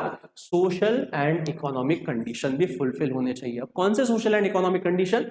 The system ensuring social development that is in tune with democratic values and norms reflecting equality of social status, social security and social welfare. सामाजिक सद्भाव होना चाहिए, ठीक है। सोशल इक्वालिटी होनी चाहिए, मतलब समाज में भेदभाव नहीं रहना चाहिए, ठीक है। दूसरा, सोशल सिक्योरिटी होनी चाहिए और सोशल वेलफेयर होना चाहिए, मतलब सबका भला करने के लिए सरकार के थ्रू एक्शंस होने चाहिए, जैसे अलग अलग योजना, स्कीम्स वगैरह जो सरकार लॉन्च करती है वो। दूसरा, the system facilitating situation where the fruits of economic development reach all, मतलब आर्थिक उन्नति का, जैसा हम लोग बोलते हैं कि भारत दुनिया की चौथी सबसे बड़ी अर्थव्यवस्था है, तीसरी बनने वाली है, ऐसी जो बातें करते हैं, इसका सही मायने में मतलब कब, इसका सही मायने में मतलब बोल सकते हैं फायदा किसको मिलना चाहिए, तो सही मायने में इसका फायदा मिलना चाहिए जनता को, बट जनता में भी किसको, जो गरीब है, ठीक है, specially the poor and deprived section of the society, ठीक है। जब इसको फायदा मिलेगा तब हम लोग कह सकते हैं कि भारत में क्या ये सही मायने में डेमोक्रेसी आई है। कौन सी डेमोक्रेसी, पॉलिटिकल डेमोक्रेसी तो है, उसके साथ social and economic democracy is also there. Is it clear to everyone? और आखिरी में सबसे इंपॉर्टेंट कोट डॉक्टर अम्बेडकर का, जब भी डेमोक्रेसी की बात आती है तो इनका एक कोट किया जाता है कि भक्ति इन रिलीजन में भी रोड टू सेलिब्रेशन, मतलब भक्ति रिलीजन में जो होना वो उसमें हमको मोक्ष मिल सकता है। Bhakti in religion is may be a road to celebration of the soul, celebration of soul मतलब आत्मा को मुक्ति मिल सकती है। बट इन पॉलिटिक्स भक्ति और hero worship is a sure road to degradation and to eventual dictatorship. Very important कि भाई भक्ति रिलीजन में बहुत अच्छी है क्योंकि उससे हमको हमारी आत्मा को मुक्ति मिलती है, बट वही भक्ति जब हम लोग कहाँ पे लाते हैं, पॉलिटिक्स में लाते हैं, किस फॉर्मेट में, हीरो वर्शिप के फॉर्मेट में, कि नेता को सिर पे चढ़ा के बैठाते हैं, तो इवेंचुअली वो किस में परिवर्तित होती है, हुकुमशाही में परिवर्तित होती है, और इसको समय नहीं लगता है। मतलब डॉक्टर बाबा साहेब अम्बेडकर ने वार्निंग उस समय कॉन्स्टिट्यूशनल असेंबली में बोला था कि भाई डेमोक्रेसी है ठीक है, बट हीरो वर्शिप नहीं होनी चाहिए, फिर कोई भी नेता रहने दो, किसी भी पार्टी का रहने दो, बट दिस इज बैड। ठीक है, is it clear to everyone? Already हम लोगों ने एक एपिसोड देखा है इंदिरा गांधी का, ठीक है, इंदिरा गांधी का हीरो वर्शिप हुआ था, हीरो वर्शिप के बाद ही शी गॉट पावर और प्रोक्लेम हिमसेल्फ, इमरजेंसी लगाई और बोला था पूरे अधिकार मेरे पास है। तो ऐसा नहीं होना चाहिए। दोबारा अगर हम लोग गलती करेंगे तो वही खामियाजा हमको भुगतना पड़ सकता है। Is it clear to everyone? So remember this, whenever democracy का अगर कोई विषय आता है, क्वेश्चन आता है या फिर ऐसे आता है, तो you should quote this quotation by doctor Baba Saheb Ambedkar. Is it clear to everyone? आप कोट कर सकते हो, ठीक है, और रटने के लिए कुछ नहीं लगता है, थोड़ा 4, 5, 10 बार पढ़ लो, दिमाग में बैठ जाएगा। अब आखिरी क्या है, तो सबसे इंपॉर्टेंट अभी है कि आर्गुमेंट, कुछ आर्गुमेंट डेमोक्रेसी के विरोध में भी है, कुछ सपोर्ट में भी है। मतलब क्या, देखो बेटा, कोई भी सिस्टम, कोई भी सरकारी सिस्टम फुल प्रूफ नहीं होती है, कोई भी इंस्टीट्यूशन फुल प्रूफ नहीं होता है। मतलब फुल प्रूफ का मतलब कि उसमें खामियां रहेगा, मतलब खामियां नहीं रहेंगे ऐसी तो कोई इंस्टीट्यूशन अभी तक बनी नहीं है। फिर वो डेमोक्रेसी रहने दो या फिर भले वो डिक्टेटरशिप रहने दो, मोनार्की रहने दो, कुछ भी रहने दो, बट हर इंस्टीट्यूशन के कुछ फायदे होते हैं, कुछ नुकसान होते हैं। सेम डेमोक्रेसी भी ऐसी है कि डेमोक्रेसी के भी क्या है, कुछ फायदे हैं, कुछ नुकसान भी है। तो आर्गुमेंट अगेंस्ट क्या है ये पहले देखते हैं। फायदे तो हमने देखे, ठीक है, leaders keep changing in a democracy, this leads to instability. Very important. क्या होता है, 5-5 साल में इलेक्शंस होते हैं, तो 5 साल में जब इलेक्शन होते हैं, एक नेता आज प्रधानमंत्री एक है, 5 साल में बदल जाएंगे, फिर से 5 साल में नया आएगा, और जब नेता बदलता है तो पॉलिसीज भी बदलती है। हाँ, और आपको अगर लॉन्ग टर्म आउटपुट निकालने हैं तो नेता एक पार्टी का नेता या फिर एक बंदा होना बहुत आवश्यक होता है, क्योंकि कोई भी पॉलिसी का आउटकम निकलने तक कम से कम 10 साल लगते हैं। कोई भी डिसीजन लिए जाने के बाद उसका क्या फायदा हो रहा है ये समझने तक कितने साल लगते हैं, 10 साल। भाई 10 साल तो होना चाहिए, बट हमारे इलेक्शन डेमोक्रेसी में कितने साल में होते हैं, 5-5 साल में होते हैं। तो मतलब उसके कारण क्या होता है, लीडर्स बदलते रहते हैं और इसके कारण इंस्टेबिलिटी आ सकती है। सही बात है। दूसरा, democracy is all about political competition and power play, there is no scope for morality. Very important. Democracy क्या है बेटा, ये पॉलिटिक्स है, it is a one type of है ना पॉलिटिकल फॉर्म ऑफ गवर्नमेंट। तो इसमें क्या है ना, प्योर फॉर्म ऑफ पॉलिटिक्स होता है, इसमें मॉरलिटी की कुछ जगह नहीं होती है। और ये हर कोई भी ले लो, कोई भी फॉर्म ऑफ गवर्नमेंट ले लो, मोनार्की ले लो, डिक्टेटरशिप ले लो, अथॉरिटेरियनिज्म ले लो, कुछ भी ले लो, हर फॉर्म ऑफ गवर्नमेंट में आपको क्या दिखेगा, आपको political competition and power play दिखता है, वहां पे मॉरलिटी नहीं आती है। मतलब सत्ता पक्ष भी क्या करता है, मैं आपको उदाहरण बताता हूं। आप सब ने एक चीज बहुत कॉमनली हमारे घरों में बोली जाती है, हमारे लीडर्स भाषण में बोलते हैं, हर जगह पे बोलते हैं, साम दाम दंड भेद।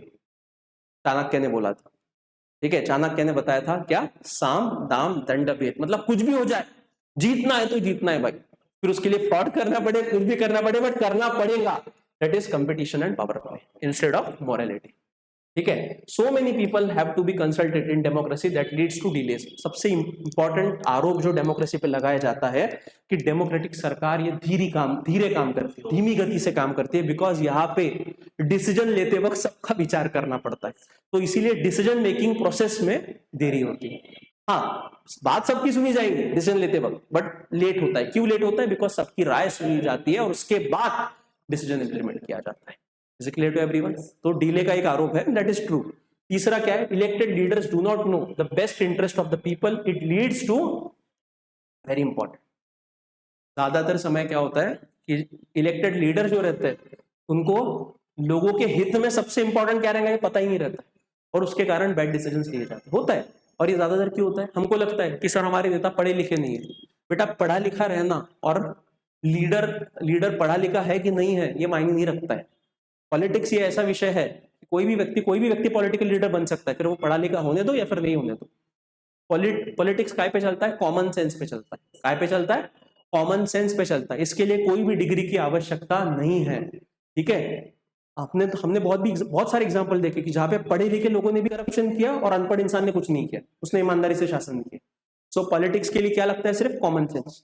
तो ये क्या बोल रहा है? Elected leaders do not know the best interest of the people. Yes, it happens a lot of time कि जो इलेक्टेड लीडर रहते हैं उनको कुछ भी मालूम नहीं रहता है, कैसी प्रोसेस है, क्या है, लोगों के प्रॉब्लम्स क्या है, ये पता नहीं रहता है, और उसके कारण बहुत बार ऐसे होते हैं कि जो बैड डिसीजन है वो लिए जाते हैं। उसके बाद democracy leads to corruption for it is based on electoral competition है। इलेक्शन होते हैं, इलेक्शन के समय क्या, ये पॉलिटिकल पार्टी है, लाड़की बहन ले लो 1500 रुपए, एक आता है साड़ी बांटता है, दूसरा आता है मिक्सर बांटता है, तीसरा आता है आता है, मतलब क्या, corruption is rampant in democracy and specifically in the election process. उसके बाद ordinary people don't know what is good for them, they should not decide anything.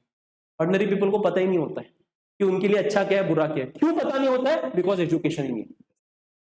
India में सबसे इंपॉर्टेंट क्या है ना, सबसे बड़ा इशू क्या है कि हमारे लोगों को पता ही नहीं कि मूल मुद्दे क्या है, किस मुद्दों के आधार पे सरकार चुननी है, किस मुद्दों के आधार पे इलेक्शन वोटिंग करना है, ये हमारे लोगों को पता ही नहीं होता, और उसके कारण बहुत प्रॉब्लम आता है। Is it clear to everyone?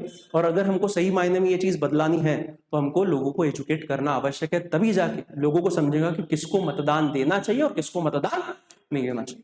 बहुत केसेस होते हैं बेटा कि 500 रुपए में लोग अपना वोट बेच देते हैं।